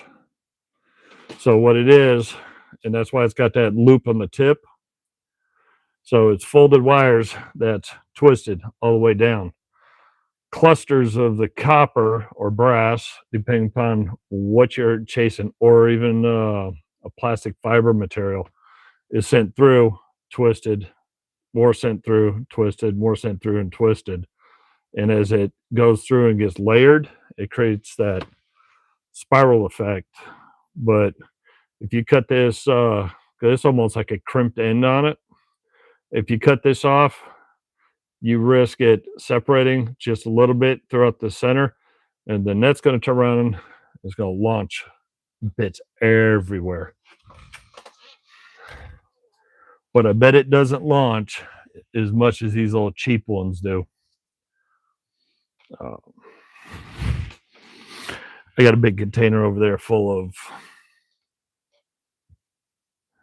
cleaning materials for those type things. I know how the world, YouTube, and everybody's getting all up in arms over stuff like that. So, but yeah, use them all the time because you can get bore cleaning kits pretty cheap. A lot of times, if you just pay attention to nearby estate sales online, like on High Bid or stuff like that, and you just target an area close to you, that you'll find quite often you'll find a lot of kits. You'll find them; they'll go pretty cheap unless they're old. Unless they're old ones like this. Nope. Still got a patch inside, but now old ones like this, these will go for a higher price because obviously they're old and intact. But you can find a lot of the newer stuff, and you could have them. You can get them fairly cheap. Then you just take sections of them, keep what you want, discard the rest. I keep all of them because there's times if you're going to clean something, you might need to use the rods. The rods will help. Like deal with that, considering how shallow this is. It goes down to about here. Then you got all the way out to here that you got to try to clean because it doesn't go all the way in. You've got a midsection that's basically a barrel. So that helps get up in there and clean them out.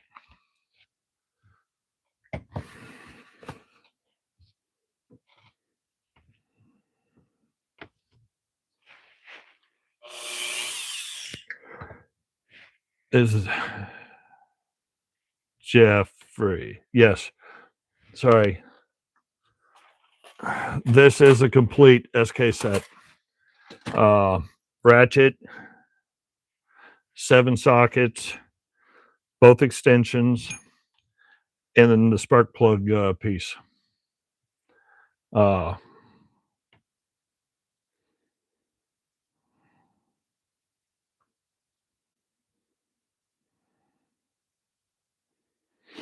yeah, you're going to find them with a ton of rods, but I mean, sometimes you just gotta, if you want the brass or copper ends, sometimes you just gotta buy the whole kit, then separate what you want and dispose of the rest if you want to.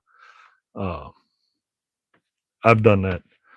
I probably got a handful about that big around. It's nothing but those extension rods.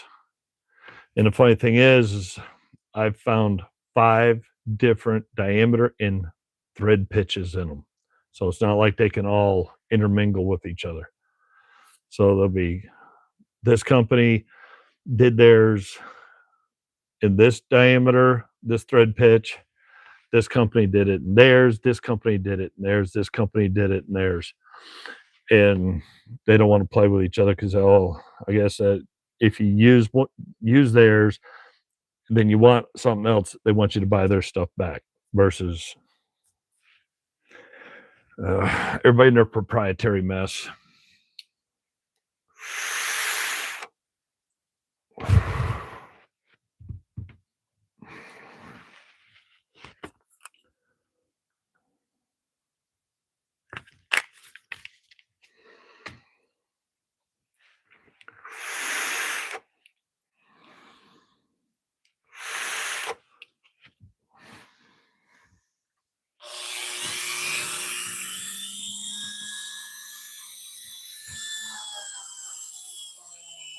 Now, are you talking about the actual brushes, or are you talking about the rods for the that attach to the brushes?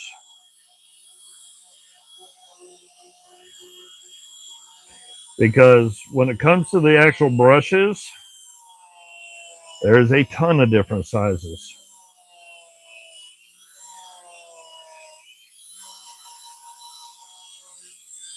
And I do mean a ton of different sizes. Because don't forget, they go from 22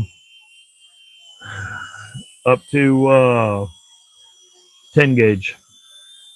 Now the big ones for the 10 gauge are not common. Most likely you can find them up the more brushes that'll go up to 12 gauge. But you still have everything from 22 and up and in between. And you can't do the one size fits all. Doesn't always work. Because obviously you're not going to use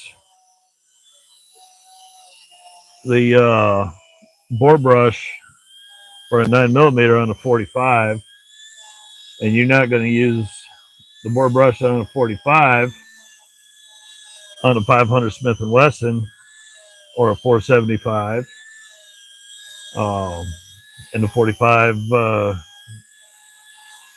isn't going to fit others.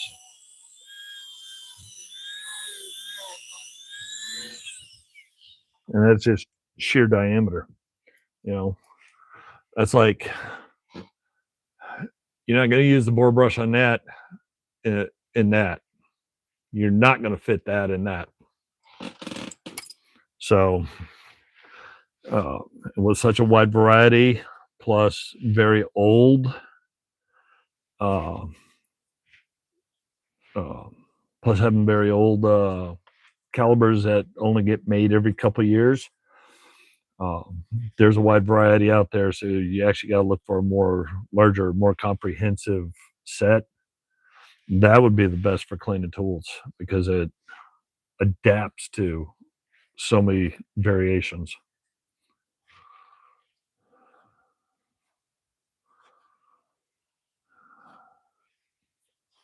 SK38s or what company?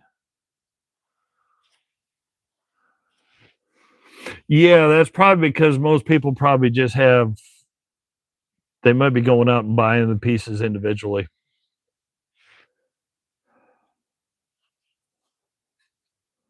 To be honest, I don't even think I have a SK 3/8 breaker bar.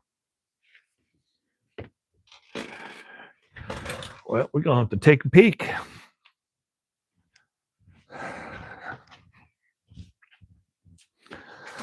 At least on the stuff that's cleaned. So I have Plum. I have Dayton, Herbrand, Thorson,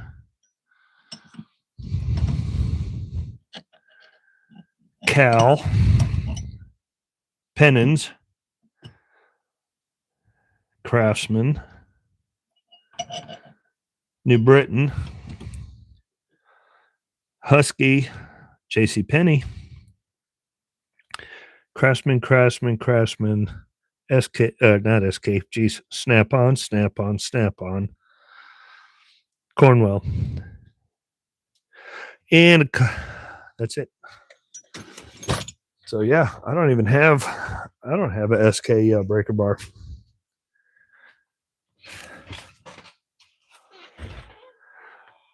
I guess that means this weekend I'm gonna have to put my I have to keep my eyes peeled.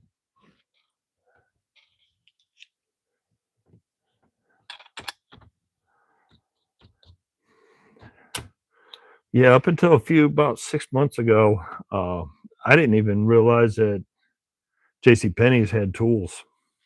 Probably 6-7 months ago, I'm guessing. And that's what I think that's what I ended up snagging by accident first. Is it was in a big lot, and I was digging at the bottom of the cardboard, and I've got a 1/2-inch JCPenney's breaker bar.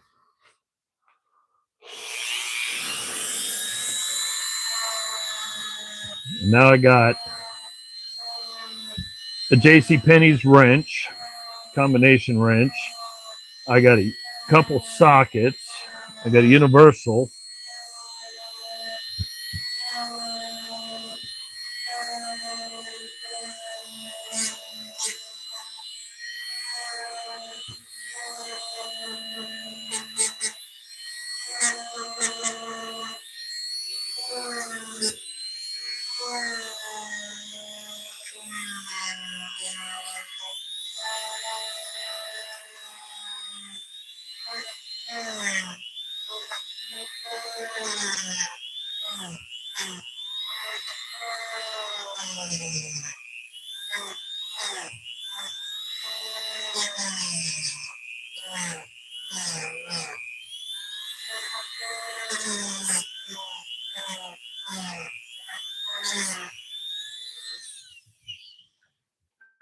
What I would like to see in the wild is what Jesse has seen and acquired a few of, and that's the old Craftsman amber handle, the honeycombs.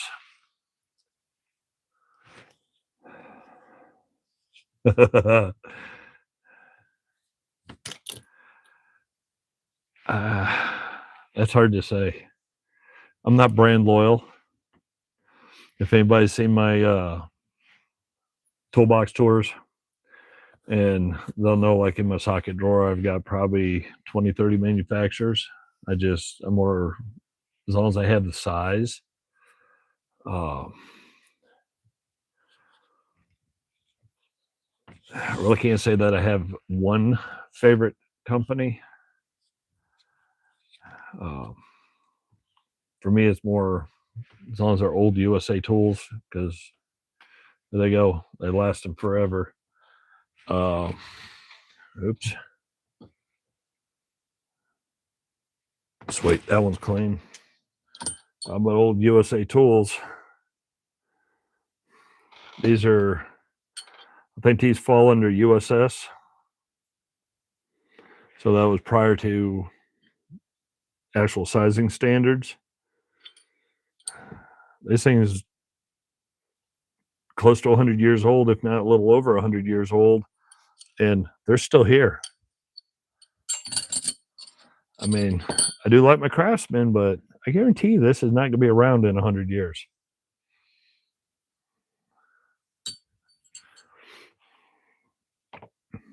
But I do appreciate larger,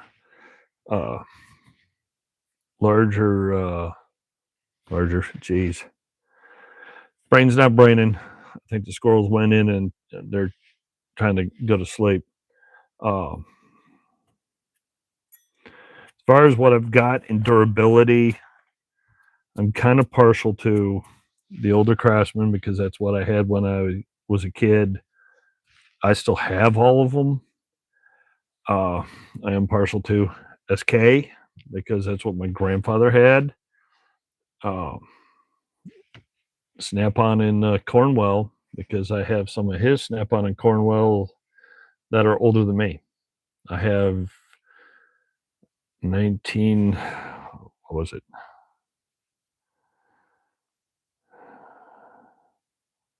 I have a 1948 Ratchet. That's quarter drive. No, 3/8 drive. I have a 1950 and 1951 quarter drive that are Snap-ons that were my grandfather's. And those actually got retired in 1940. Or wait a minute. I had reached out to Snap-on and Snap-on. I got to dig that out. I'm getting it's getting kind of jumbled. I know whatever the 2 quarter drives are because I was looking for rebuild kits just in case something would happen to them. There's nothing wrong with them. The teeth are in excellent condition, but I was told that one was they were back-to-back years, the quarter drive ratchets, but they were retired and parts were not made at the end of that decade. I don't remember if it was the 40s or if it was the 50s that Snap-on said those ratchets were made. But they said they were retired and there's no rebuild kits and there's no current rebuild kit that would actually fit it correctly. So I do kind of like my Snap-ons as long as they're the older ones because of my grandfather. So I know a lot of people poo-poo Exolite, but my other grandfather, who was a RCA technician, had a lot of Exolite tools, and I actually still have some of them over in my toolbox, and I still have his service box. So,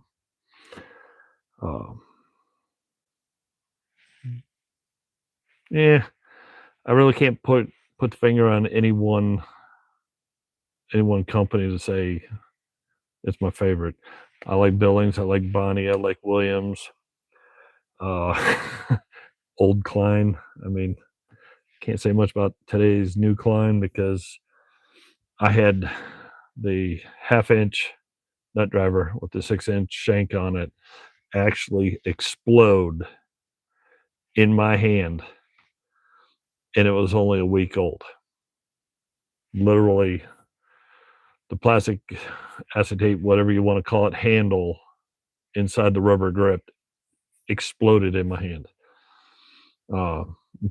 Pretty sure that was my fault because I just put it on the amp housing and then I just tried to power through it. What I probably should have done was took a 1/2-inch combination wrench and broke it loose before doing it, but I was in a hurry. I just hit it, grabbed it, and just powered through it. And when I did that, it exploded. But my old ones that I had 25 years ago, I can't hurt them. Doesn't matter what I do to them.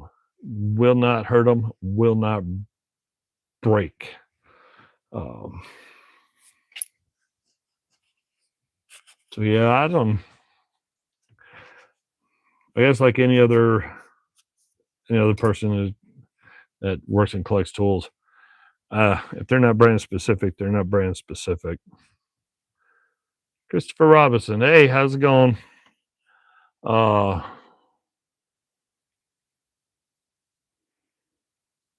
I'm kind of partial to different tool companies more for sentimental memories. I said Snap-on, SK, Cornwell from my one grandfather, my other grandfather, obviously Fluke, Simpson, Exolite for my other grandfather because of electronics. I do have my mom and dad got me Craftsman when I was still in school to start working with tools. So I'm kind of partial in that aspect. Prefer older ones because they last longer, they're better. But I'm going to blame everybody that I have met and become friends with over the last year on this that has got me collecting 40, 50 other manufacturers. So I have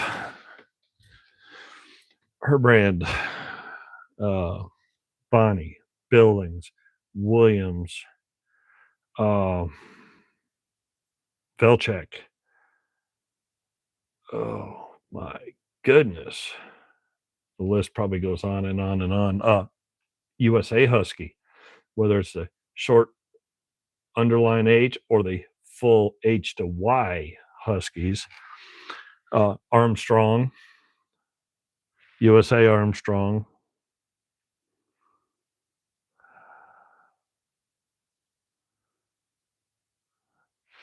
Oh, uh,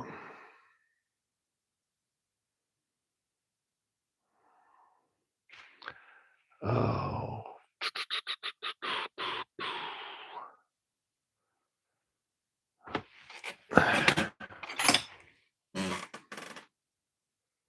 oh, Electroline, Electrolyte. I didn't know who I got in here. Oh, Metco Industrial, Barklow Buffalo, Thorson. That's just 3 more off here. Really like them too because they're well built, heavy duty. You figure those are way older than me, and they're still going strong. I forgot because I had a old Thorson that my grandfather gave me, and I used it last year. We're trying to take apart and rebuild something. Just out of a wild idea, I just grabbed it and said, "Hey, will this fit?" All of a sudden, it went down into the small gap it had. Does it? Oh, perfect. Oh goodness. Well, yep. Fleet right action. Got those. Clean them up too. I could probably spend a weekend going through my boxes and sitting on a computer, then have it alphabetize all the different tool companies I've gotten collected. I mean, hell, I still like my Stanleys. I still like Stanleys, especially like the old 100 plus, the Sweetheart series. I've got my old yellow and black Stanleys that I had when I was really young. I still have them. They're not. I don't abuse tools, so they're in excellent condition.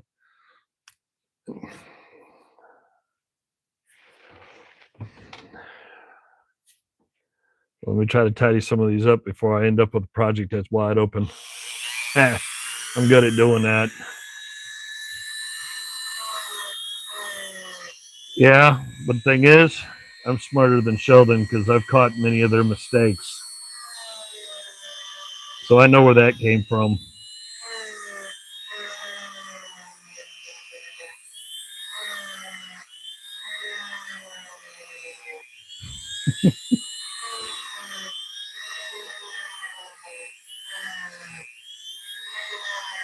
Well, that was a funny show. That was a really funny show. Funny thing is the first when it was coming out and actually live, I couldn't stand it. Couldn't get into it. I couldn't deal with it. But about 5 years after it started, I don't know what the deal was. Whether I had stuff playing on the TV up here, and it just jumped into that. One thing led to another, and I'm sitting like, I started watching. I got past the 4th or 5th episode, and I was like, okay, this ain't too bad then.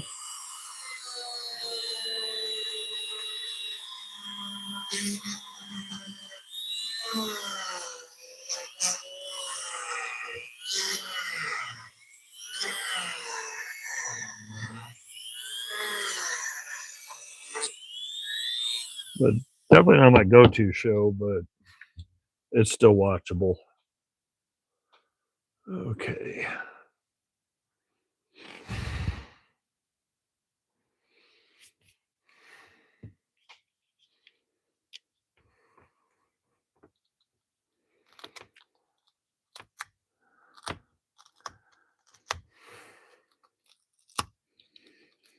Actually, you know what? The way I should have responded to that instead of that. I should have said, okay, so next week we're going to start fun with flags.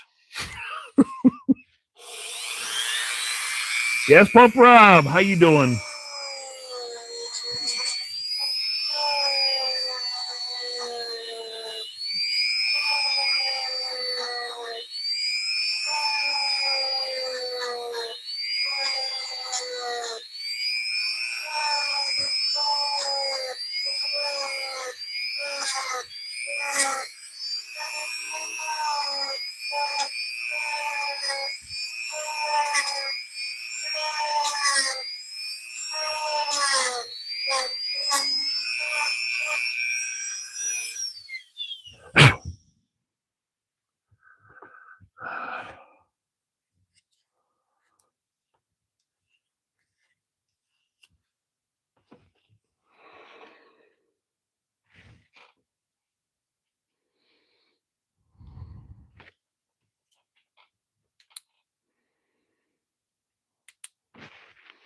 Well, 3 down, 846,000 to go.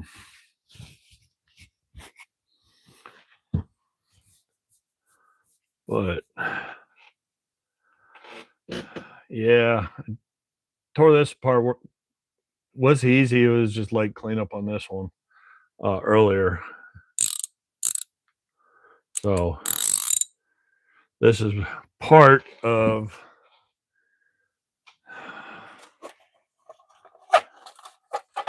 SK Professional set. So unfortunately, the plastic inside got crushed a long time ago. I'm just trying to get the rest of the sockets. They're not bad. They're just grimy. So somebody had dirtier hands than what I usually end up with. So they had a lot of grease and grime, and they picked them up and just embedded crud in it. Even this one, the socket spark plug one's not bad. I just got to be careful because it still has the rubber insert. Then I'm going to have to try to work some silicone in there to try to hydrate it and soften it up.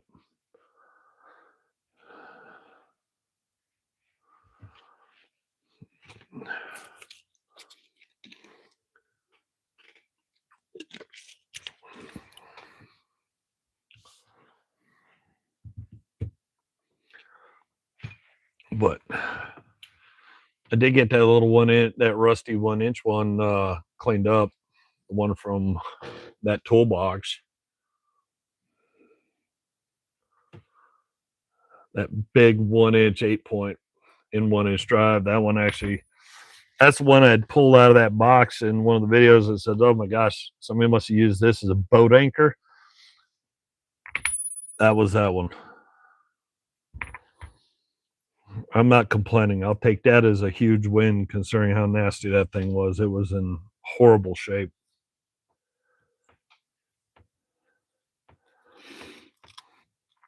But that box is, woo, that box produced some tools.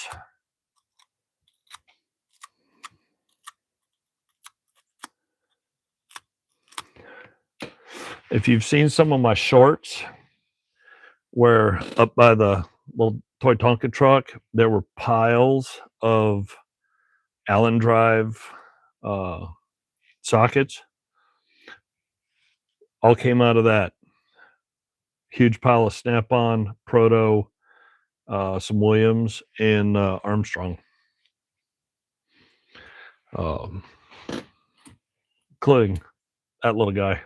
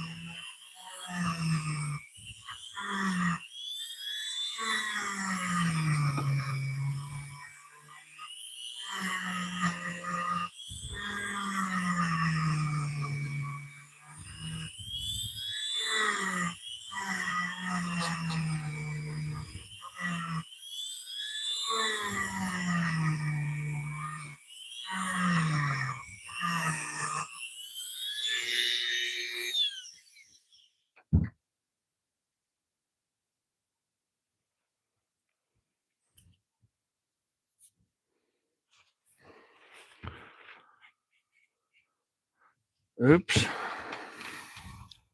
Got the cart ahead of the horse because it went out of sequence.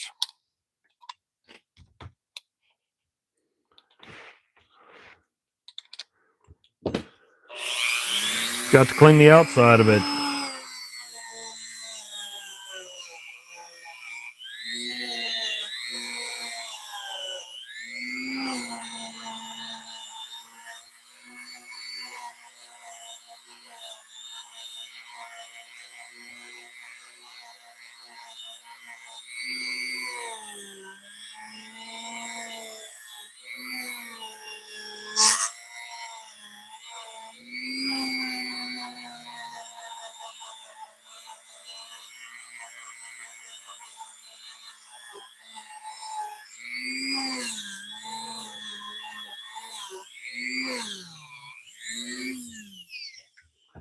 Now,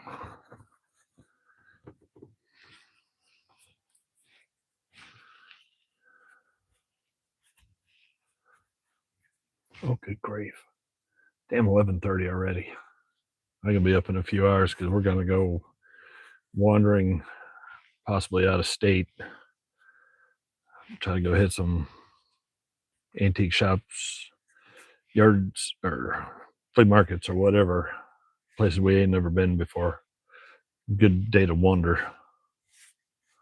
I didn't realize it till I happened to see the fact it'd been on for over 2 hours, and I looked up at the clock. I thought, oh. What my intentions or plans, but sometimes that's just how it goes, especially when you want to clean everything up. Oh, Blackhawk. Well, I have to add that to the pile too.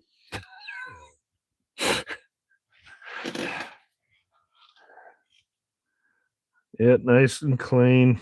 No crud, no rust. Little divots for the baldy tents. Nice and clean too. That leaves me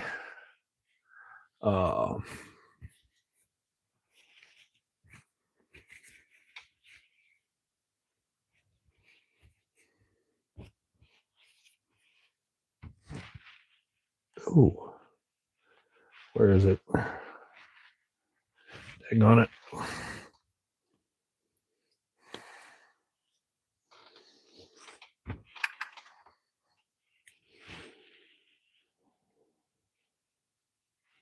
There it is.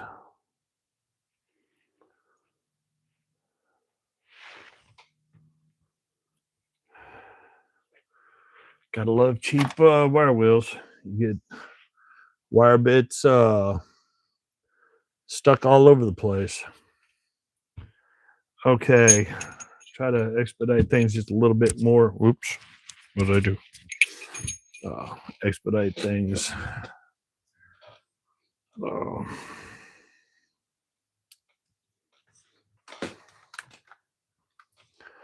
We're going that way because these clean up faster.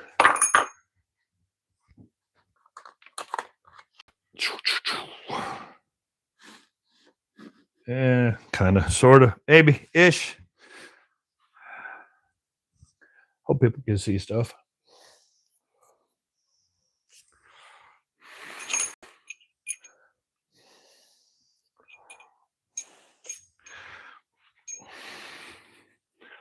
So, with the crud that's caked up in there, up in here, the fact that these deep, oops,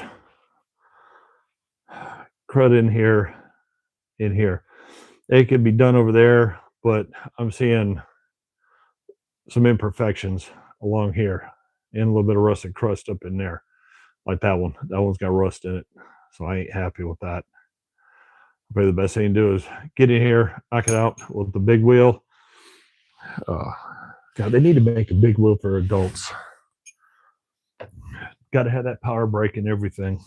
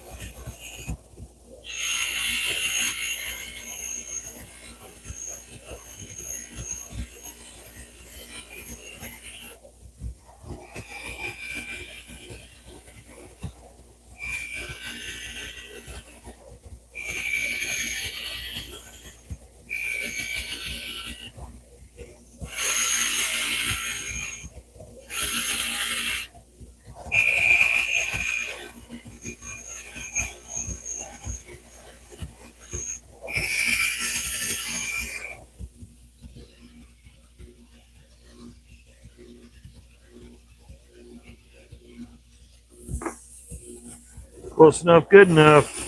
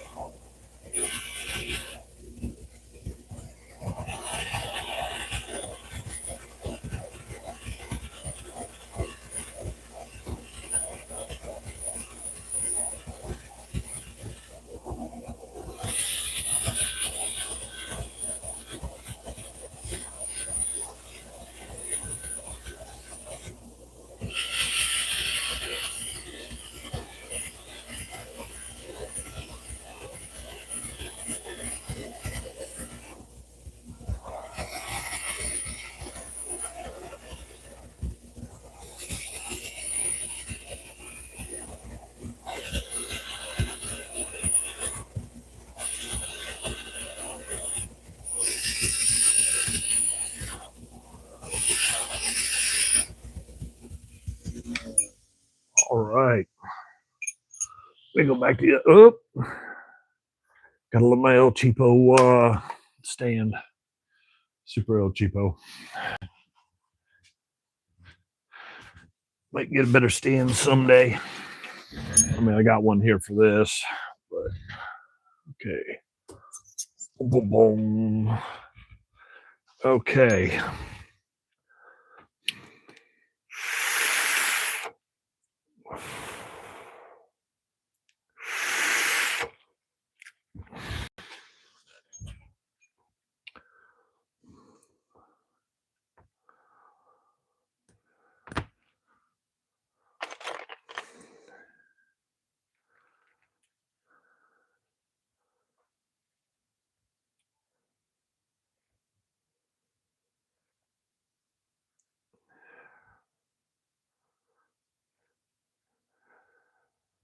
Okay, the ball detent moves. That's the one that had the most amount of rust on it. I knew it would bounce up and down. I wasn't sure if that ball detent would actually rotate like it should.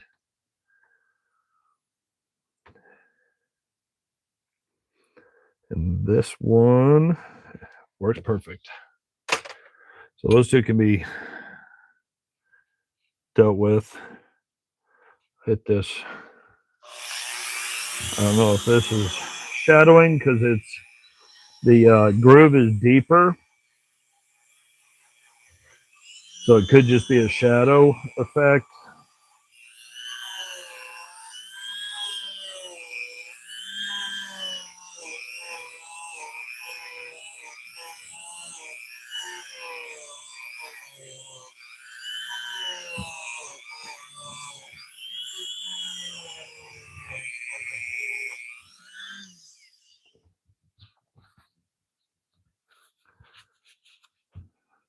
Definitely looks a lot better.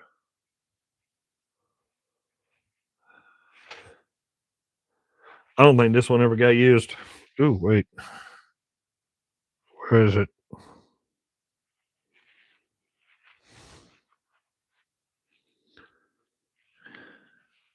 Oop.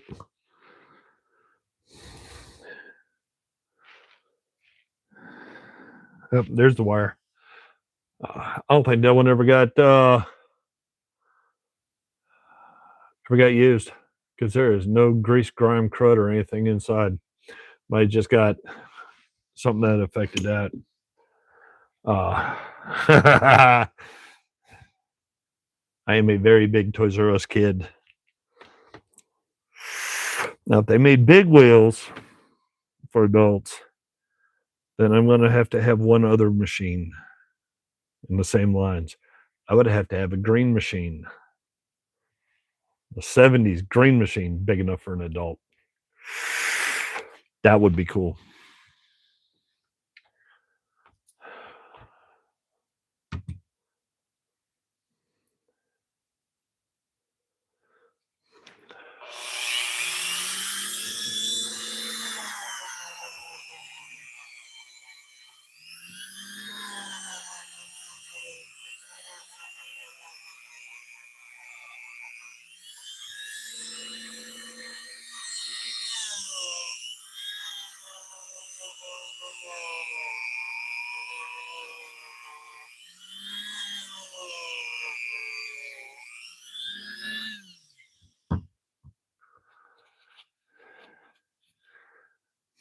I would queue up the song if I didn't think it would make YouTube mad. I'm sure with them trying to bring a resurgence of that company back. I don't remember if it was Penny's, Belk, Kohl's, one of the department stores. We rarely get anywhere near a mall, but we happen to be near a mall, and we were inside. We were looking for baby clothes. Figured, hey, let's go in here and see what they got for baby clothes. Walked in. I keyed to the left. They had the Toys R Us sign. They had not the classic one, but towards the end of their store's existence, they had the new version of Jeffrey Giraffe with a little bench. So we had to go take pictures over with Jeffrey Giraffe, even though it's the new version. But I don't remember what department store because they actually carved out a section of the store just for it. Didn't have many toys.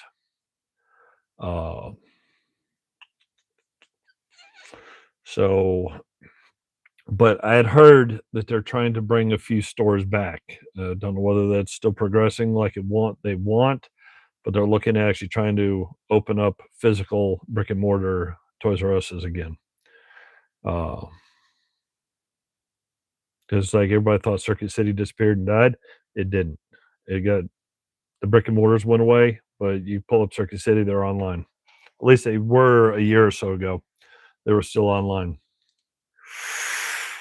Oh.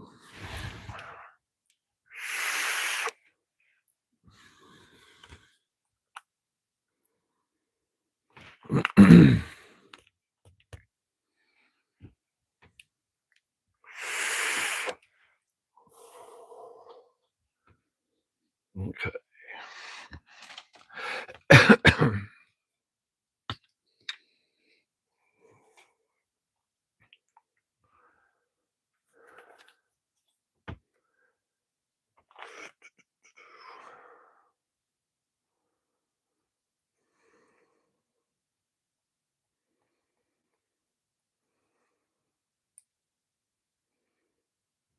Yeah. I think that was just surface rust and crud. Oh, down in Louisiana. Shit. I can't remember if it's in Kenner or in Metairie. One of the two parishes.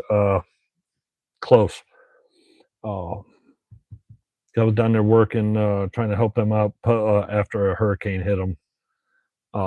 Pulled into what looked like an abandoned strip mall. The Radio Shack sign was still up on the post. So the outdoor big post with the huge Radio Shack sign, still there. So you figure Louisiana gets hammered by thunderstorms, Gulf storms, hurricanes, and that sign's still around. Somewhere on one of the my portable hard drives, I took a picture of it. I loved Radio Shack. That's where I got half my half the electronic stuff that I built stuff with, which is funny. So here's some good old 6236-2 solder, silver solder. Shazam! Radio Shack.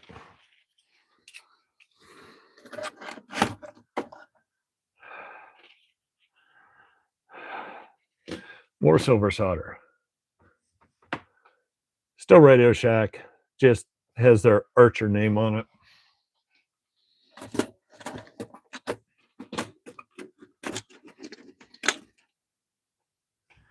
Well, it doesn't have their name on it, but the copper solder wick is still was from them too. I got like 9 or 10 soldering irons and 4 or 5 soldering stations in there.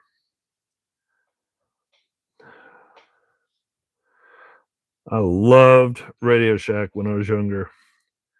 I hated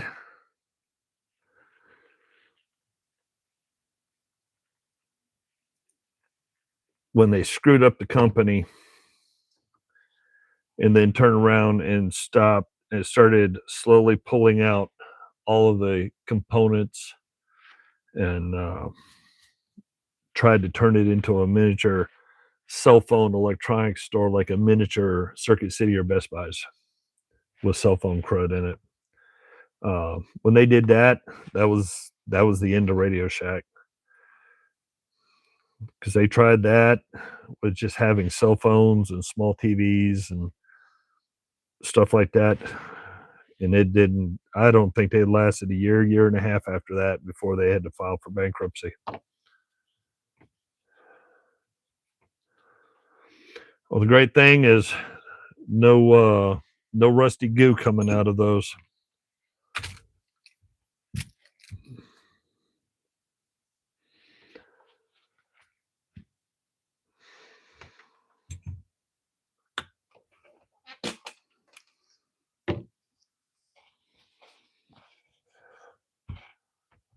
I have, and I found it in a auction lot.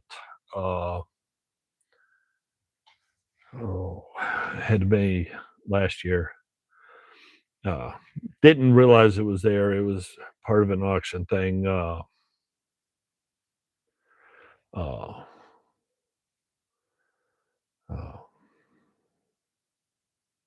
Brain's not braining.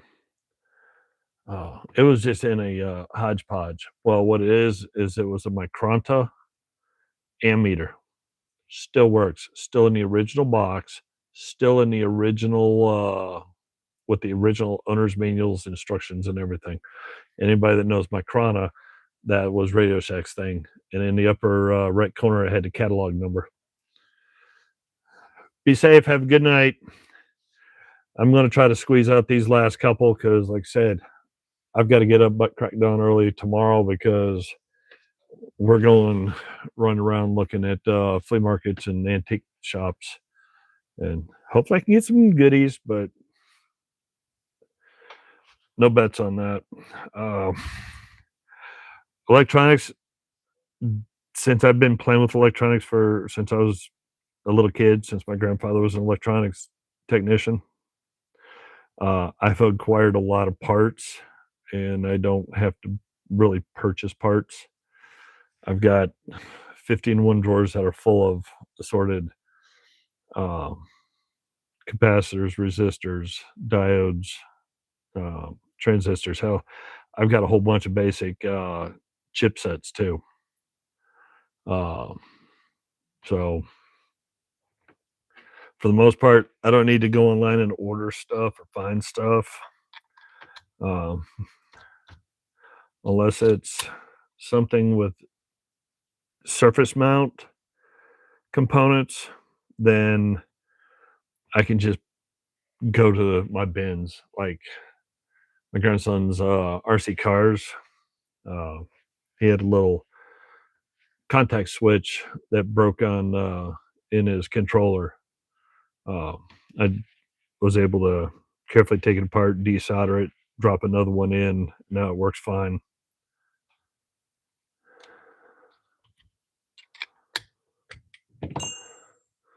Sooner or later, I'll run out.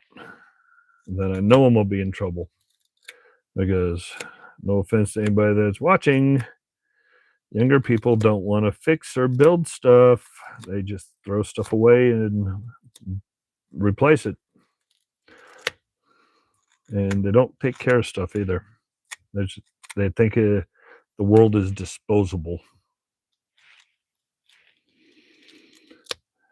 And since my grandparents were born in and, well, born before and lived through the Depression, uh, you took care of stuff, you didn't throw stuff away, and then you dismantled stuff and you kept different parts off it so you could try to use it to fix something else.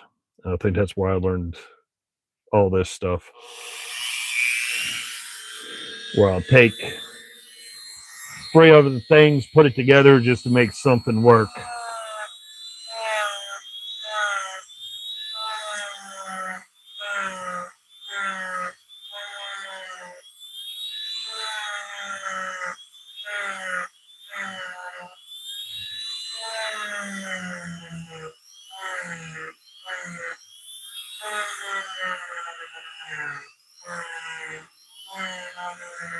I mean, even when I was in elementary school,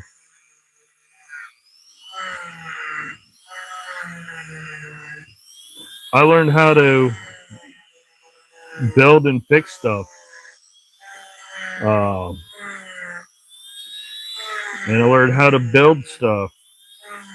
When I was in elementary school, I was in 4th grade.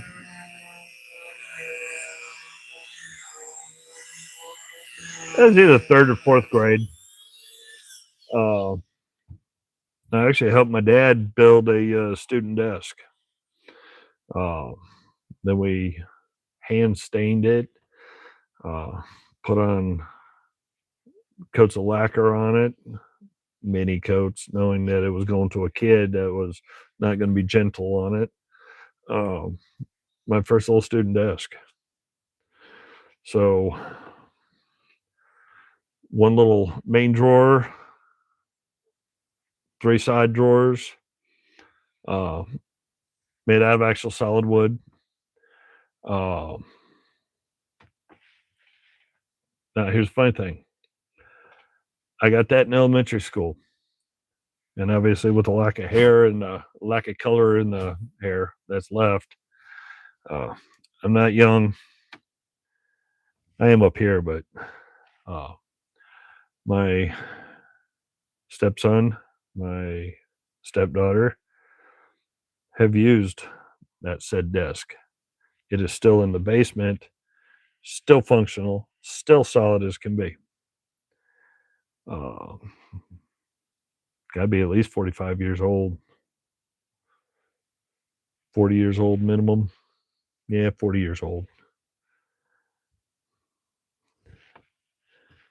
Brain ain't brain, the math ain't math. And so,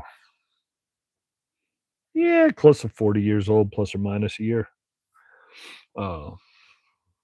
And my granddaughter or grandson or both will probably end up using it as well.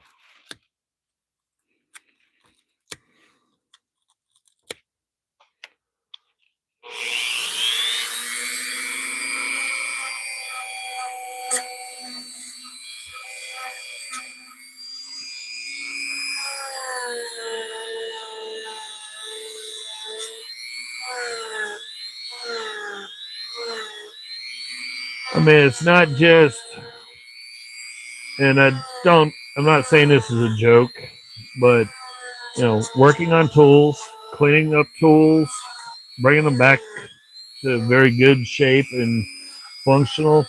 It's not just a necessity, but it's actually kind of, for some people like me, it's therapeutic. It really is. Because after a long, stressful day or a long, stressful week at work, it's, it gets irritating. Yes, this stuff gets frustrating. Yes, it's time consuming. And when you're hyperactive like me, it puts you in your place because you got to fix it. You got to clean it. You can't leave it halfway. But at the same time, when it takes time, you got to be able to stay focused on the task, which is not easy. Which is why when me doing this is very difficult because of seeing comments and all that. And then my squirrels go all over. But when you get done, I wish I had a picture to show how rusted out this was. This looked like it was found in the bottom of a lake. So was this one. This one was a rusted mess too. I don't have the other big wrenches because they're over there. But I recently did a large wrench where I did a hybrid blue and shine. Came out really nice. Yes, it's a great way to unwind.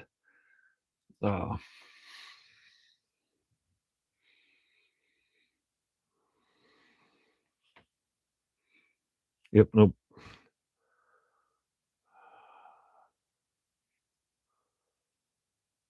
That's clean. Now I got to deal with the outside.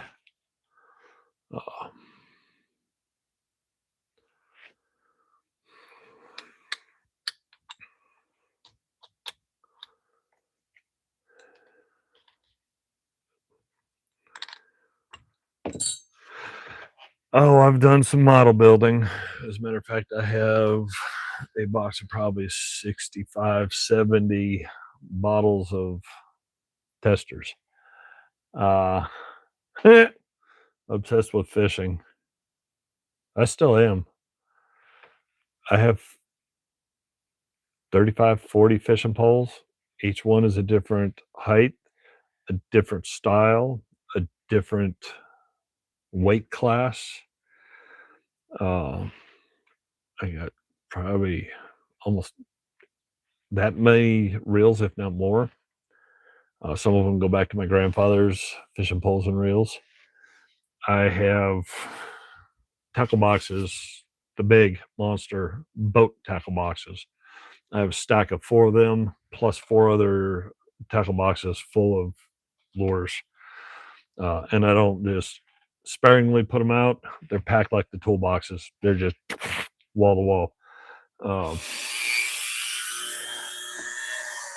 I've even done the as seen on TV garbage, like that stupid. What was the helicopter lure? I got those stupid things. 99% of the time, they did not do anything other than irritate fish because Those helicopter lures, what they didn't tell you before you bought them, they were about that long and about that big around. And because of their size, unless you were chasing bigger largemouth bass, fish would go up, smack it, but they wouldn't actually bite down on them. But I still have the helicopter lures and all them silly things down there in the basement.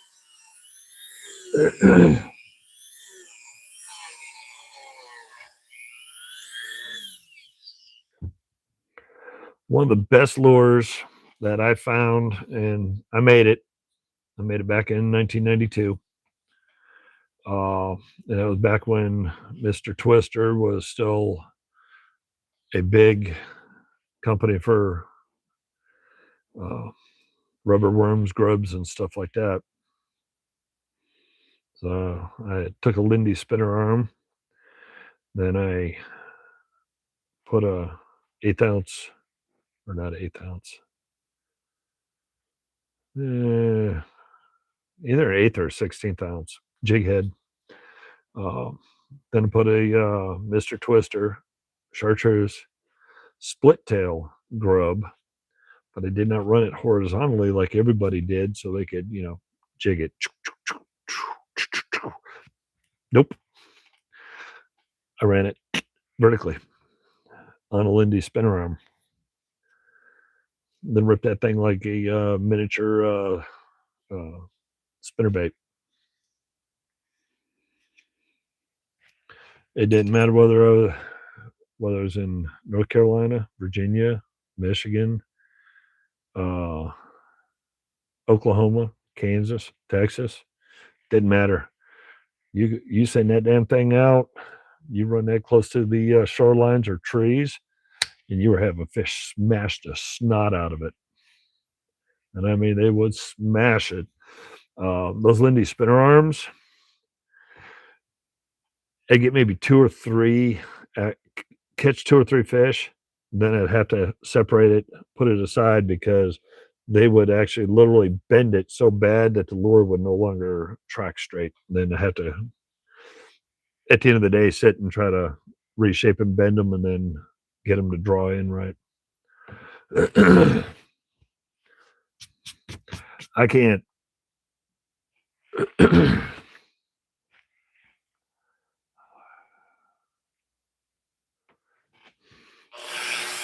I tried to learn that. My grandfather tried to teach me that.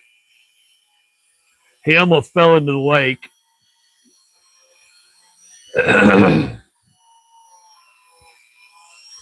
So, and that's funny. As a kid, trying to get me up for school was impossible. But all my dad or my grandfather had to do, I could sleep through an alarm going off. We could have you could have an earthquake go on. I'd sleep right through it.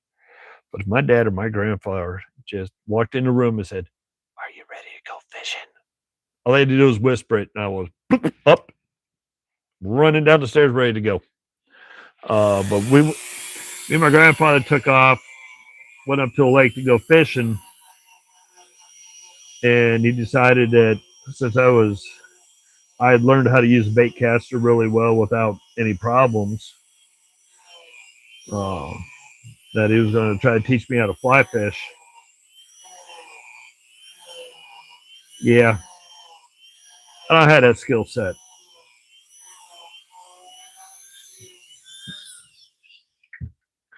Oh, I can. Oh, wait. There's a wire. Now I can use it like a bullwhip. I can knock a turtle off a log. I can pop, knock a turtle off a log. But the backside, I can't. That's why I get lost on the backside, and then I make a mess. But I can get it going forward, and oh yeah, I can get down there and I can knock stuff right off a log, no problem. That's part of why my grandfather almost fell in the lake laughing, because we were in the We were just paddling around in a John boat, and I tried to go forward, backwards, and I wasn't getting it. Just couldn't get the timing right.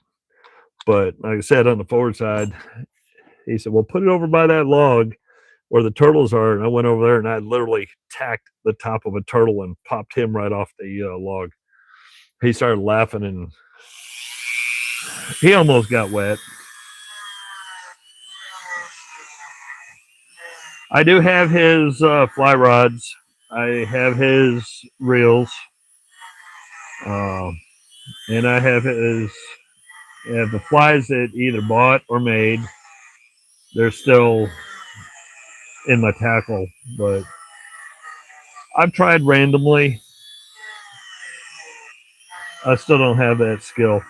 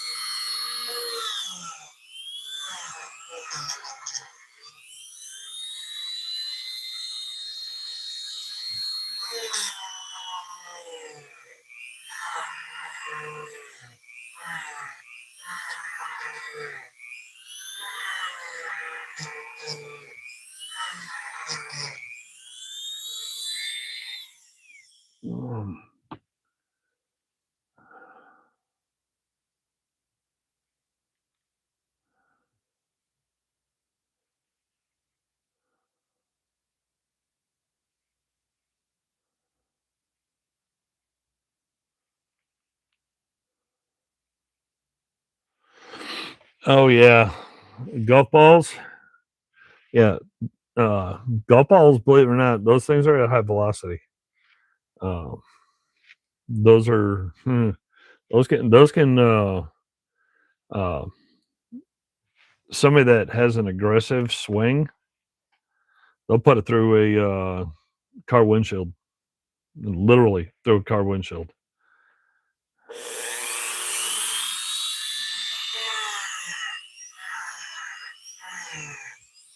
And it's not just them hitting it and it doing the arc and going in and breaking, busting the windshield. No, I'm talking about if it is a line drive, they will literally punch it right through the windshield. It'll end up in the car.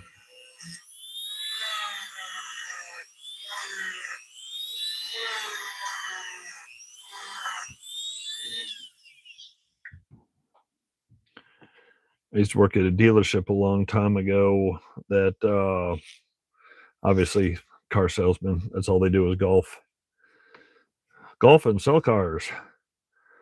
So we had a decent sized little pond behind the dealership, and they'd go out there and they'd bet you know, $20 or whatever, $50 at who could hit it the farthest across the pond.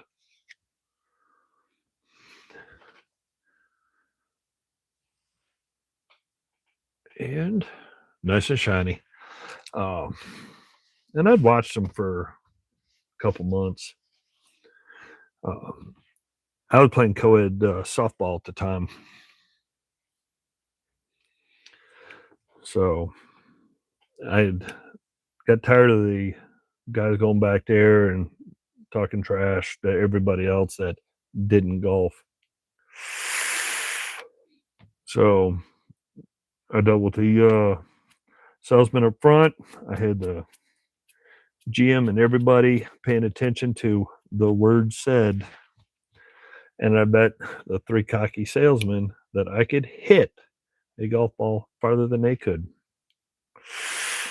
I didn't say I was going to drive. I didn't say I could drive it farther. I didn't say I was using a golf club. I said I could hit. Keyword. They all bet about $100 a piece. They went to the back with their cars. They pulled out their, I don't know, probably $500,000, $2,000, $5,000 set of golf clubs. I'm sure they were expensive. They sent them out. They got it. Most of them got 3/4 of the way across the pond. One got it right, probably within 20, 30 feet of the other side. And they're like, okay, your turn. I went back. I pulled out my big softball bat. I don't like lightweight bats. I mean, I do have a 27-ounce bat, but I like my 32 and 34s. I like the big telephone pole ones. And they're like, what are you doing? And I pointed, I said I could hit it farther than you. Didn't say I was going to use a golf club. Well, you ain't going to be able to get it farther than this. Hit that thing sailed all the way across. Went across the other parking lot, bounced off the building over there. I never did go look for the ball. I never did go look to see whether it did any damage. I basically threw the bat right back in the bag, closed the car, moved the car. Oh, nope, not doing that mess. Sorry, I'm getting tired. Got to get this finished. And my squirrels are everywhere but where it needs to be.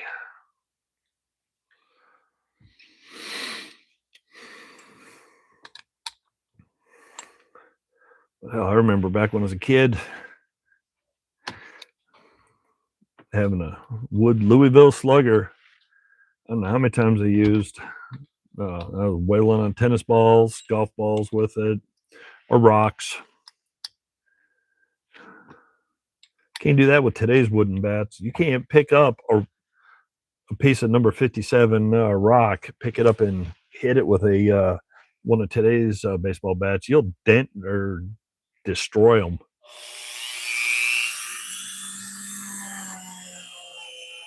I had that Louisville Slugger. It was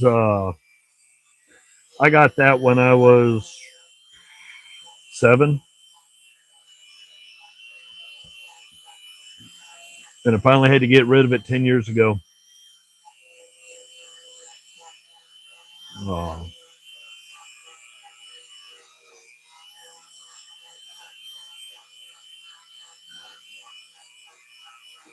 I was hitting baseballs, and it finally cracked and broke. Didn't snap in two, but it had a crack bad enough that it was no longer usable.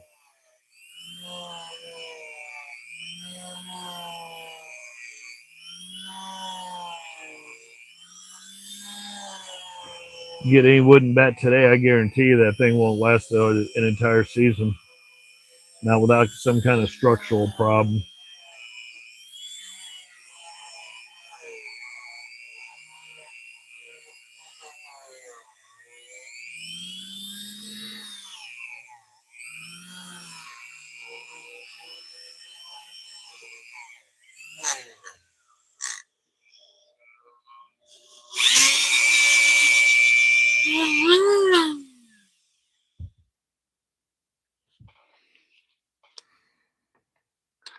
Yeah, I think the RPM's a little too high.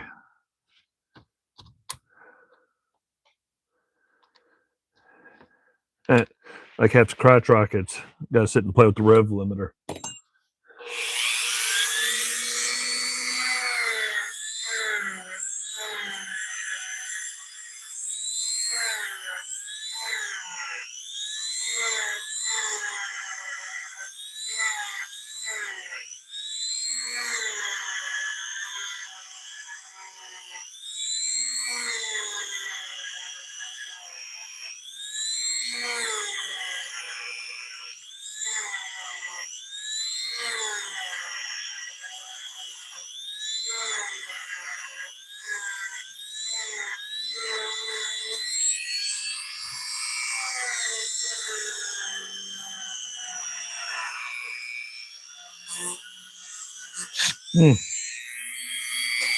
That's gonna be stubborn.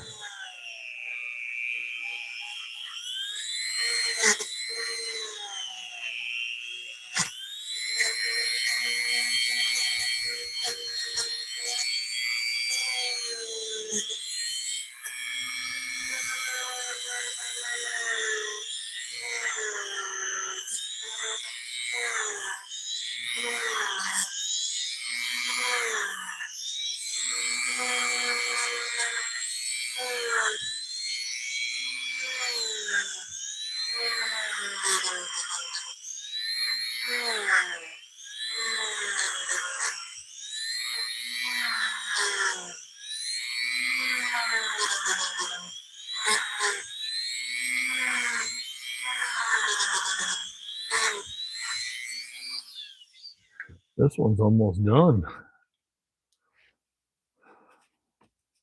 This can be cool.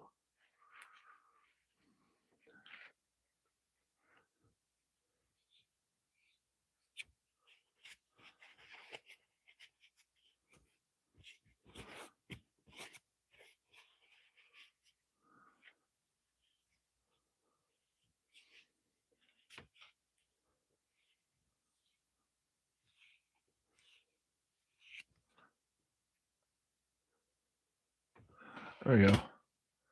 No more rust. No rust, no crust, no grime. One thing left is that. Other than that, yeah, probably can't see because of where it's sitting.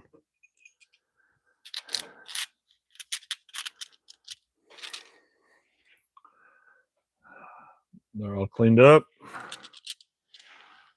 No more rusted crust down inside them. Basic little socket set for SK. All nice and tight. D10s are all oiled up. They work fine. Knurling is good and clean. Ratchet tidied up really nice too.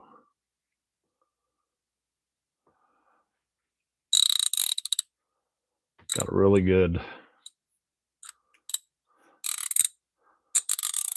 teeth in there. Last one! Woohoo!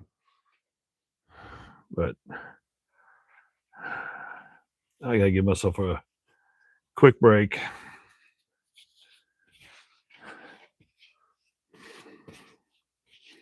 I haven't had anything really to drink other than sipping on some apple juice for a couple hours now.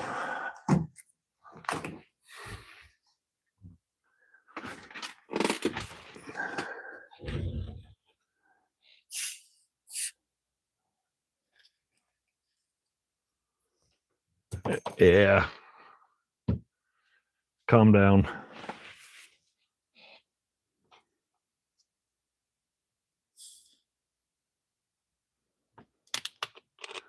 There we go.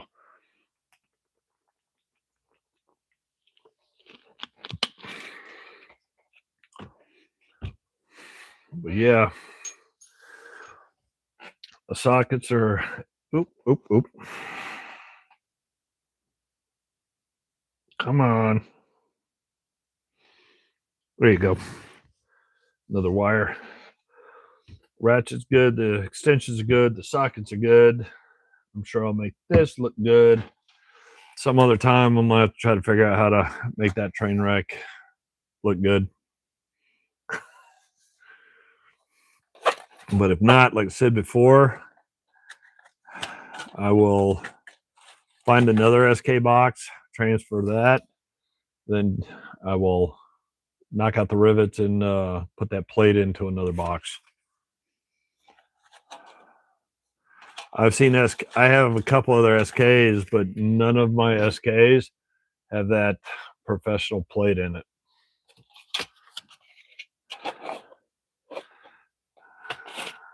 And unfortunately, the plastic is done. It was gonzoed. Okay. Thank you. Thank you.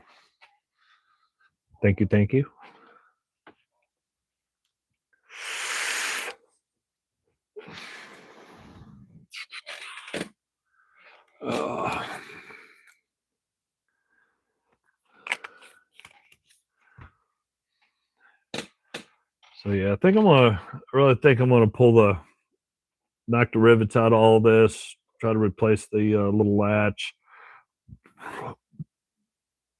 see what I can do about fixing this side, because this side's all busted out and it's all knotted up. If I can get the box looking halfway okay, then I'll put the plate back in. If not, I'll get rid of the box, find another box that's the same type.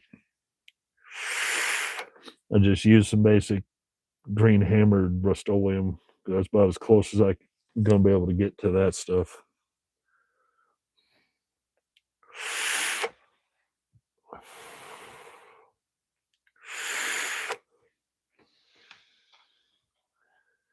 Okay, now the fun part.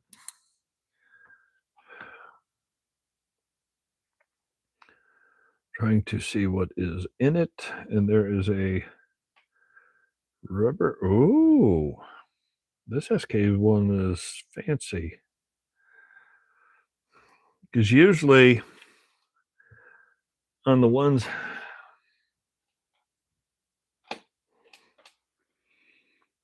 so it's about, so the insert is about that deep. In the insert, which I'm not gonna be able to show because I can't get a camera down inside it. The insert on this one is actually slightly tapered and it's ribbed.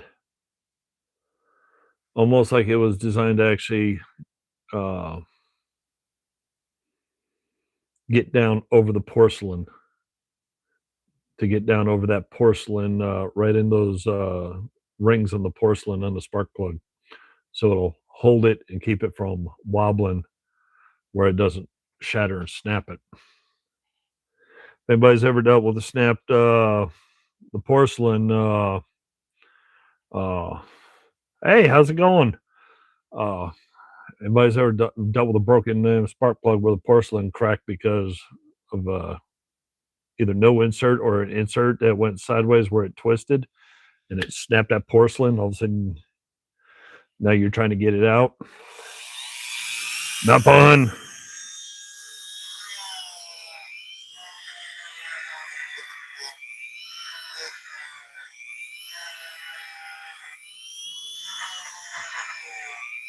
Not fun at all.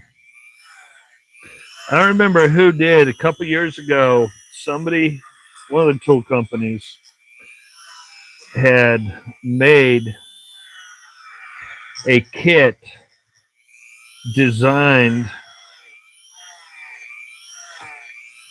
to remove damaged or broken plugs.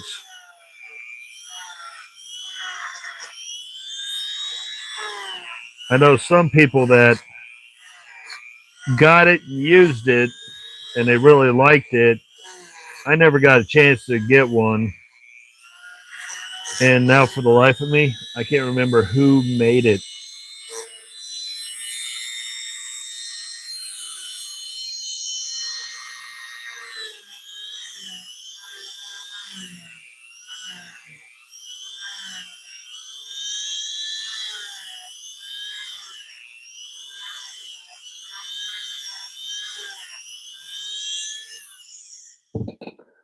Oh, because now that I got a little extra,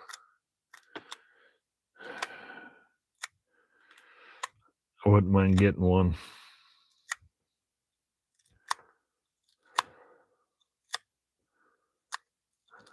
Especially with the way today's vehicles have stuff in such crazy convoluted locations.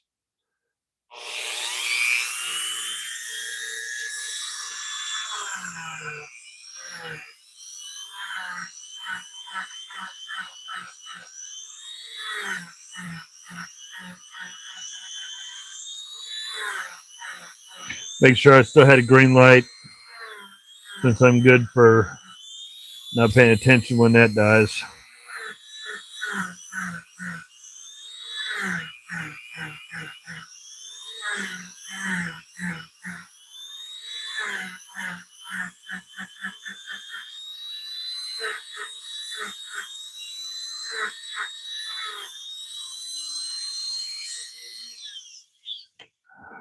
Okay. Well, what'd I do with it? I talked about it earlier. I hooked it up. Oh, there it is.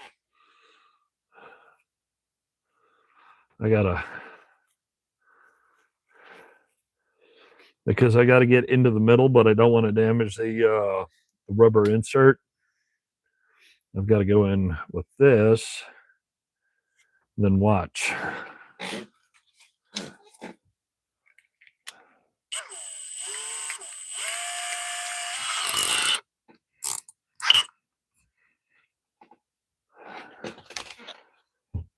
Okay. Fun part.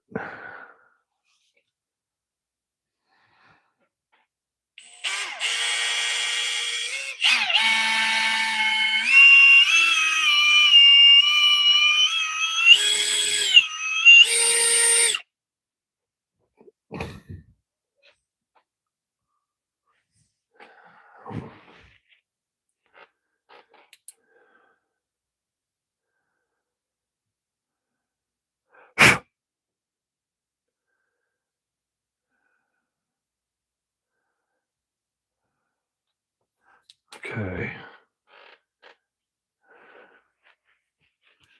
Need a rag.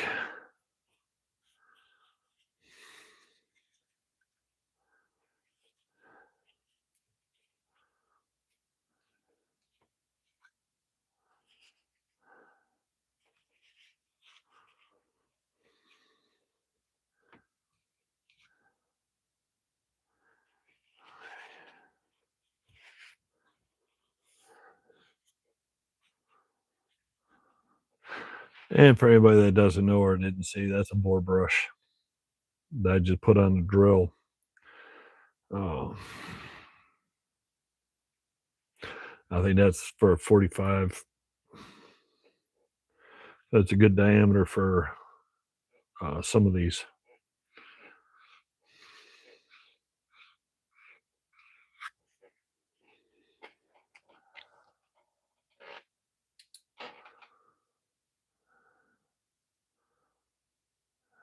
And that is clean end to end.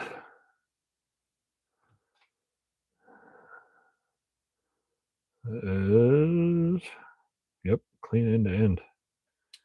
Okay. I want to go over there real quick. Just hit this on the bigger wire wheel. Then I got to find a little bit of silicone spray to try to get that. Oops. That's it. Get tangled, get caught up.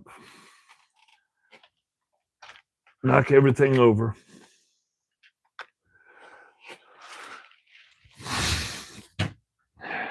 So ain't no use running the camera over here just for something that it won't take me but a hot second to run.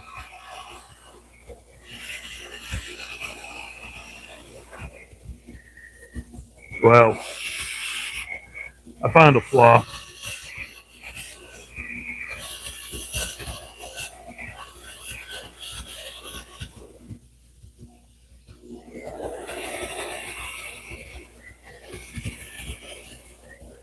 Probably should have moved the camera over.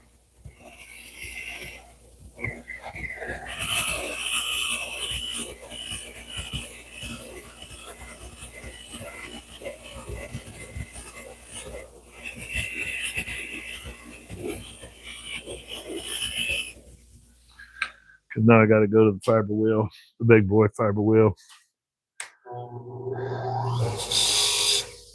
Oops.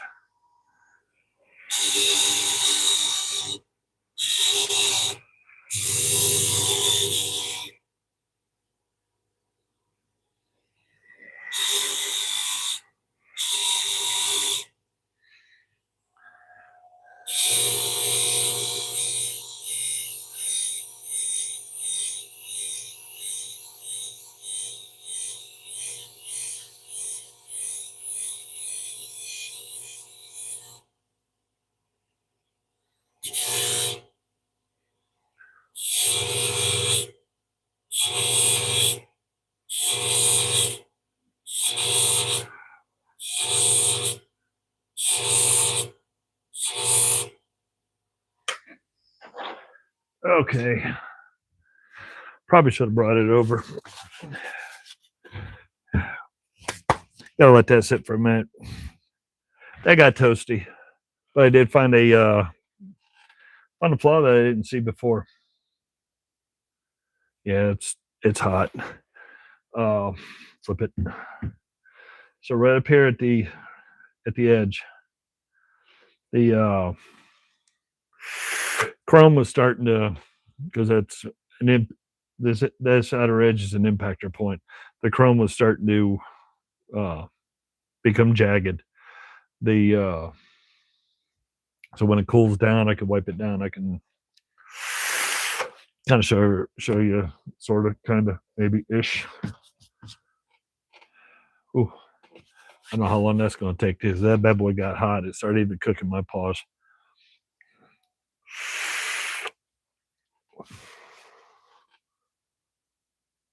Yeah, whatever. Yep, that's toasty. Ooh, yep, toasty, toasty, toasty.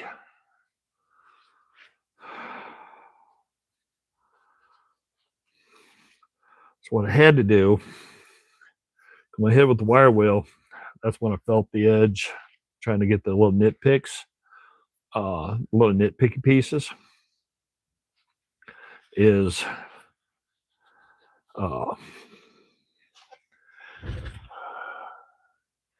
this outer edge, the ring, right on the very edge. I had to, probably doesn't show, but it was rough, and the chrome would have started flaking and blowing off. So what I ended up doing is I hit it with an aggressive wire wheel and then the 2000 grit right up in there. So that way it blended and smoothed this out. So there's oh, what do I got here?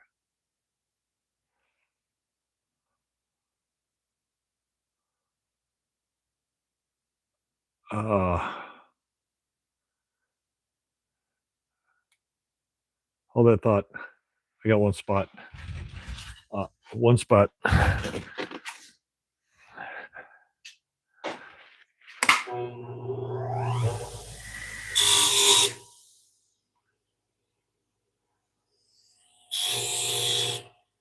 Okay.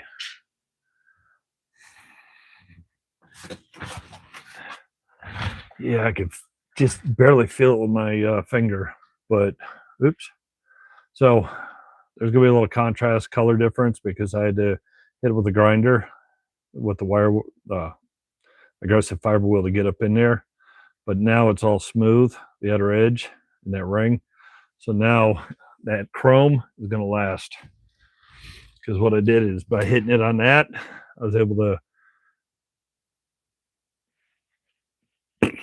smooth it down with I think it's a 80 grit. Then I went over to the 2000 grit and it blended. So it's now smooth. There's no chance of it cracking and flaking off. And up in here,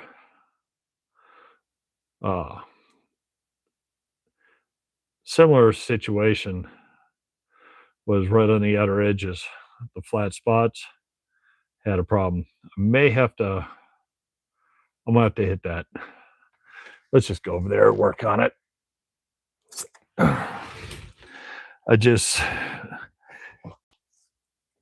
It's a weird material.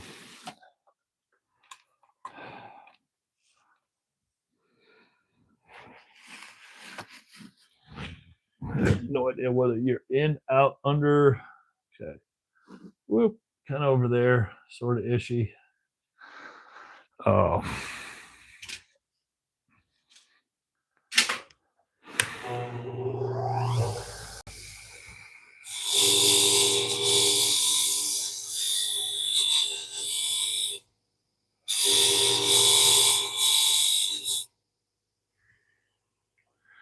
So it's got that weird textured finish on it. That's kind of, it's not smooth, and I don't like that stuff because that ends up causing a flaking issue.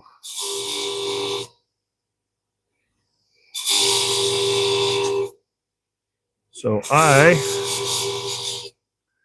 just going to make that go away.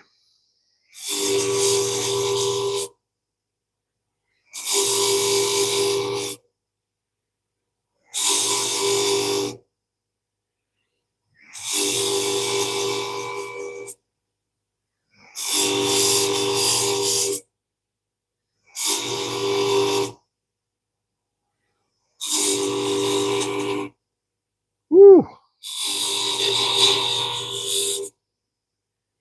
Bad boy's getting toasty.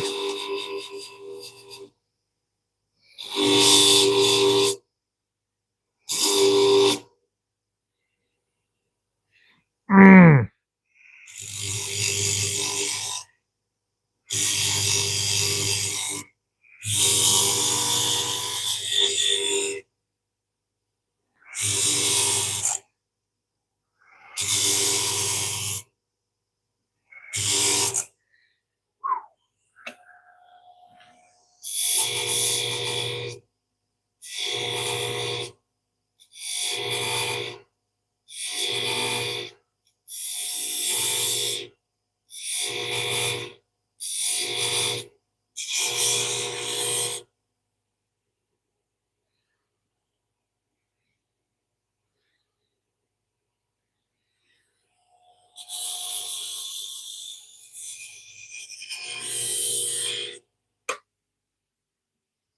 Okay. Let me set that down before it actually burns my fingers, because getting a little too toasty. Whoop. Whoa, there we go. Okay.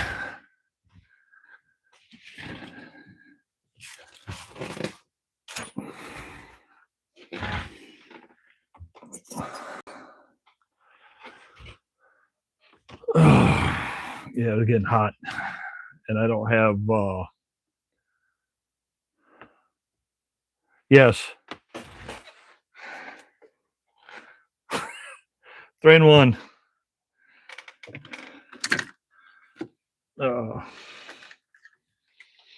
And that's just to keep it from potentially rusting. And the reason why is humidity. Even though it's wintertime, ooh, yep, that's still hot. My elbow's not calloused and tough like my hands. Even though it's wintertime and the humidity for the most part is dry, we were only at 40% in here. So there's only 40% humidity in here. But because of it being so cold, then me trying to warm up the shop to be out here for extended period of time, all I got to do is get it up around 45. So right now it's 56. But with that transition, then when I'm done here and I go in the house, the temperature drops too quick, too fast. Metal transitioning temperature like that, condensation all over it, even in the drawers. This little guy, the 1-inch drive, 1-inch 8-point. Once I got done with this got a light coating inside out. These 2 3/4 drive, they also got coated with oil. As long as it's something that protects them, that's all that matters. I just use 3 in 1 because I usually end up grabbing bigger bottles. If it different metals, so like with these wrenches that I've cleaned up recently, different metals, different amount of because of the different metals in them, they rust at different rates. Some of them, I don't remember which ones, because once I clean them, I make sure I put a little thin coat of oil on them. But before I started doing it, when I was kind of impatient and I would do a bunch and let them sit, I wasn't getting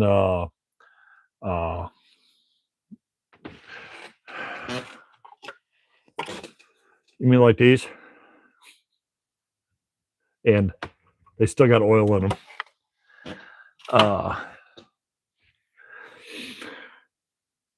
Now my squirrels ran away. I don't even know where I was at. Well, I think I might know. Is I had tools, very old tools, turn of the century, kind of the agricultural tools, or what people call tractor tools, or even the old Model A and Model T Ford tools. So with those,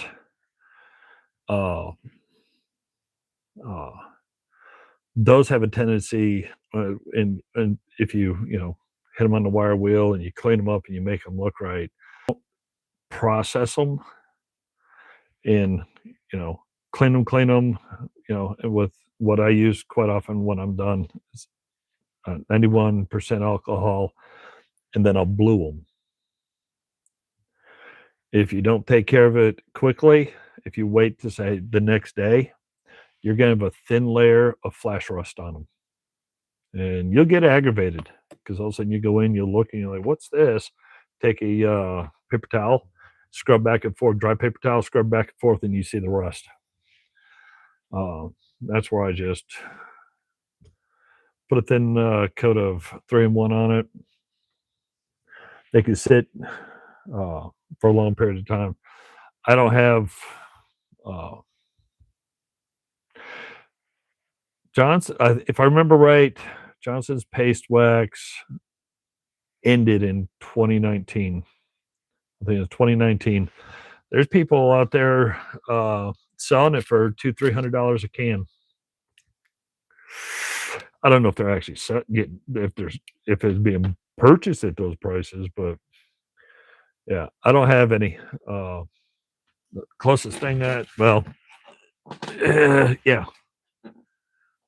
No, only thing I got, especially for is Trewax. I put that on the Sawdex. Works good on the joiner. Works good on the anything where I got to slide wood. Unfortunately, it's so cold that it's hard as a brick. I have to warm that up so it softens up, because it actually is so hard. It's so cold, so hard it crumbled. I haven't seen in my hands. I haven't seen a can of Johnson's in a long time. Last can I saw was my dad's, and that I don't know what happened to it, because I went to go rooting through his stuff last time I was up that way. I couldn't find the can, but I did find those. I found these, so I had to bring these home and clean them up, because these, I think, were actually my grandfather's. And I can tell you right now, this was purchased in 1981, because it was when my dad got his little Honda Civic, and that's what he used on the little to clean the bumpers. Because the Hondas had the little black strips, had the chrome bumper, but it had the little black rubber strips, and that's what he used on the chrome piece. I have no idea how my dad got his hands on this one, but I thought this was cool.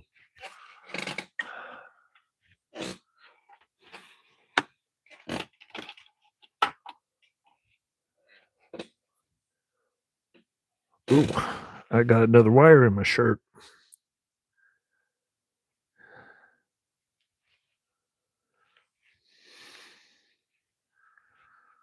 Yeah, whatever. I'll get it figured out.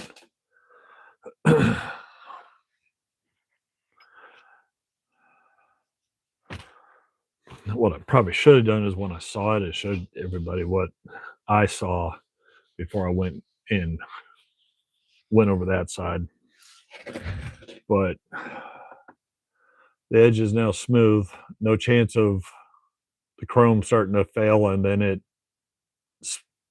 cracking and running down and flaking off here. Up here on this, it had that stupid textured, kind of a pebbled finish. Actually, you know what? You might be able to see it right in this edging, right there where it dips down in. That stupid pebbling. That will flake off, and when it does, it comes off in chunks, and then you end up with rough spots. So I decided to just get rid of it and shine up the sides, minus my fingerprints, of course. I gotta find the spray for this. Nope, that's surface shield. And that surface shield has no propellant for some reason. And that's lithium.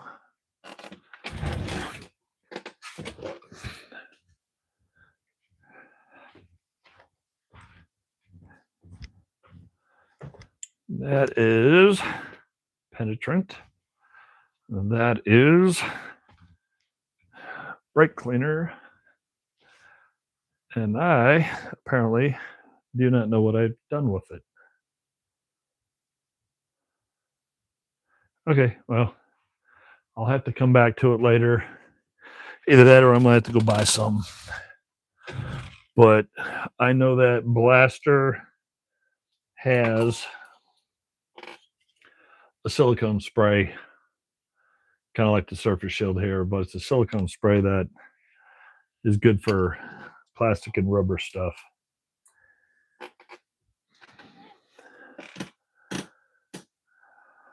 But I do not see the can. I might have been moved over to the other end of the shop.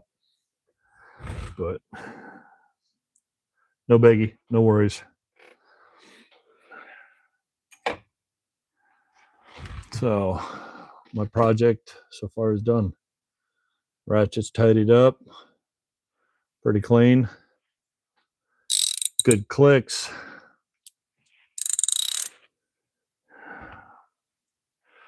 Full SK set. I just need to make sure I hydrate that because I don't want, this is starting to dry out, so I don't want it to fall apart. I want to try to preserve that. Then we got the good knurling, no major dents or dings in it. Everything is lubricated and oiled. Detents are looking good. Then whoever's been watching me go do with this is all the internals, all nice and clean, and the outsides. Now I got this nice looking good. That still looks like a train wreck.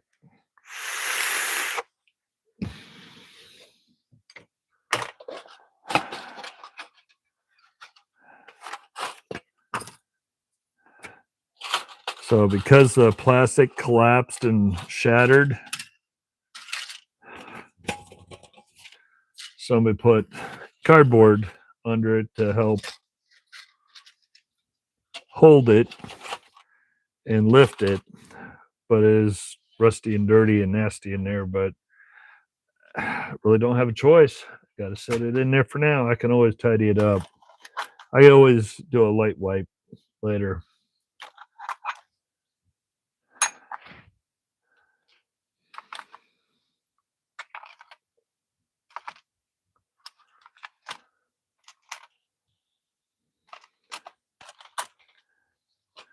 And there is a nice, clean, and tidy.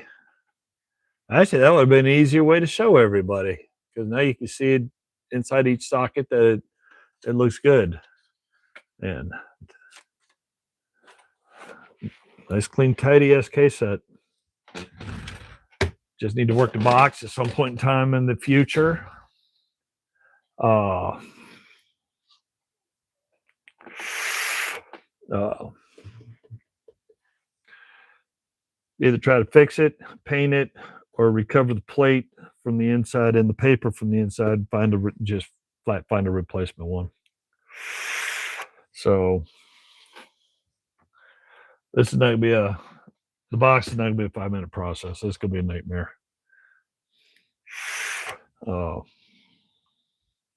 See how bad it is.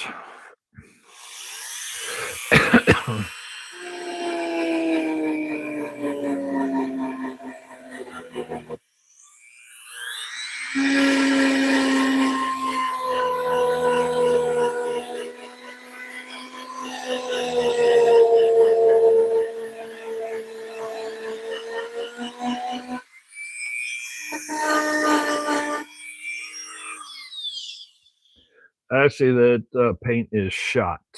It is 100% pure shot because this little bristle brush should not have done what I just did to this top of this case.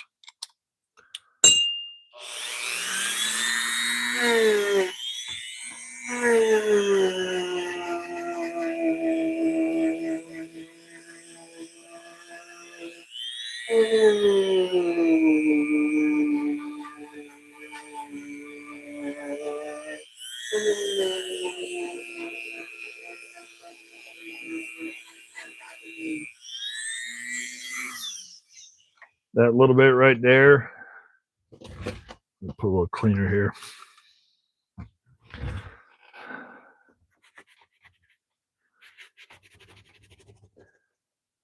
That little bit of work right there should not have. It should not have done that. If that paint was still at all, if any of that green was still good, any part of it was still good, that would not have come off. It would not have blown off like that, which means that this little bit of surface rust here is crept up underneath the paint job. So the what green paint's here, it's toast because it blew that right off. So that means most of anywhere where the rust is probably gotten up underneath it and has completely got a light coat of rust around the underneath all the paint.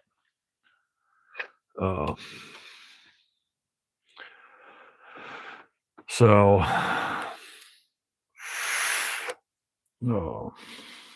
it is what it is. I guess that means that I'm going to have to take it all down.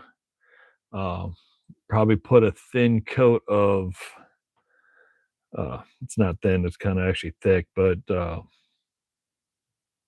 sanding primer, because that should help fill some of the minor irregularities and maybe some of the pitting from the rust.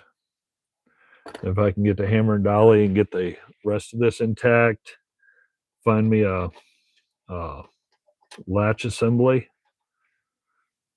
You know what? I may drill this out tonight before I go to bed, which I should already be in bed since I'm going to be up early, is drill this out and take half of the latch assembly, because who knows, I might find an oddball box that might have a matching latch assembly for it. And if so, then I can recycle the latch assembly.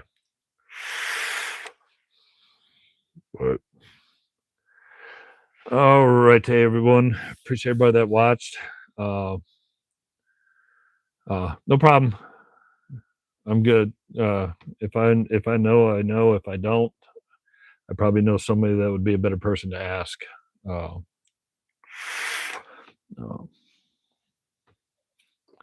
So, wire bits. Thanks for the luck. I need some of Jesse's luck. I definitely need some of Jesse's luck, because I swear he walks out his front door and somebody's got an estate sale and he comes home with the goods every single week. I'm lucky if I got lucky with that, but that one happened to produce 10 Wednesdays in a row. So then I've got all the cleanup coming off of this because that box was sitting in the garage. The roof was falling, the house was falling apart. There were rooms in the house where with internal estate sale stuff that people uh, were not allowed to walk into. The estate sale people actually had to go in and try to pull the stuff out because they didn't trust the flooring or the walls. It was that close to not being condemned. So that was out in the garage with a bunch of other tools that the boxes had taken moisture, it took rain, all sorts of critters. One of the other boxes that somebody outbid me on, and I'm glad they did, because when I actually got there and saw the true condition of the box, I didn't want any parts of it because when the guy actually pulled a couple of the drawers, uh, there was lots of nests in them. So the guy's got a whole bunch of rodent mess and nesting to root through. So everybody have a good night, good weekend. If you're out and about on the hunt, good luck in the hunt. Everybody have a good one. Later.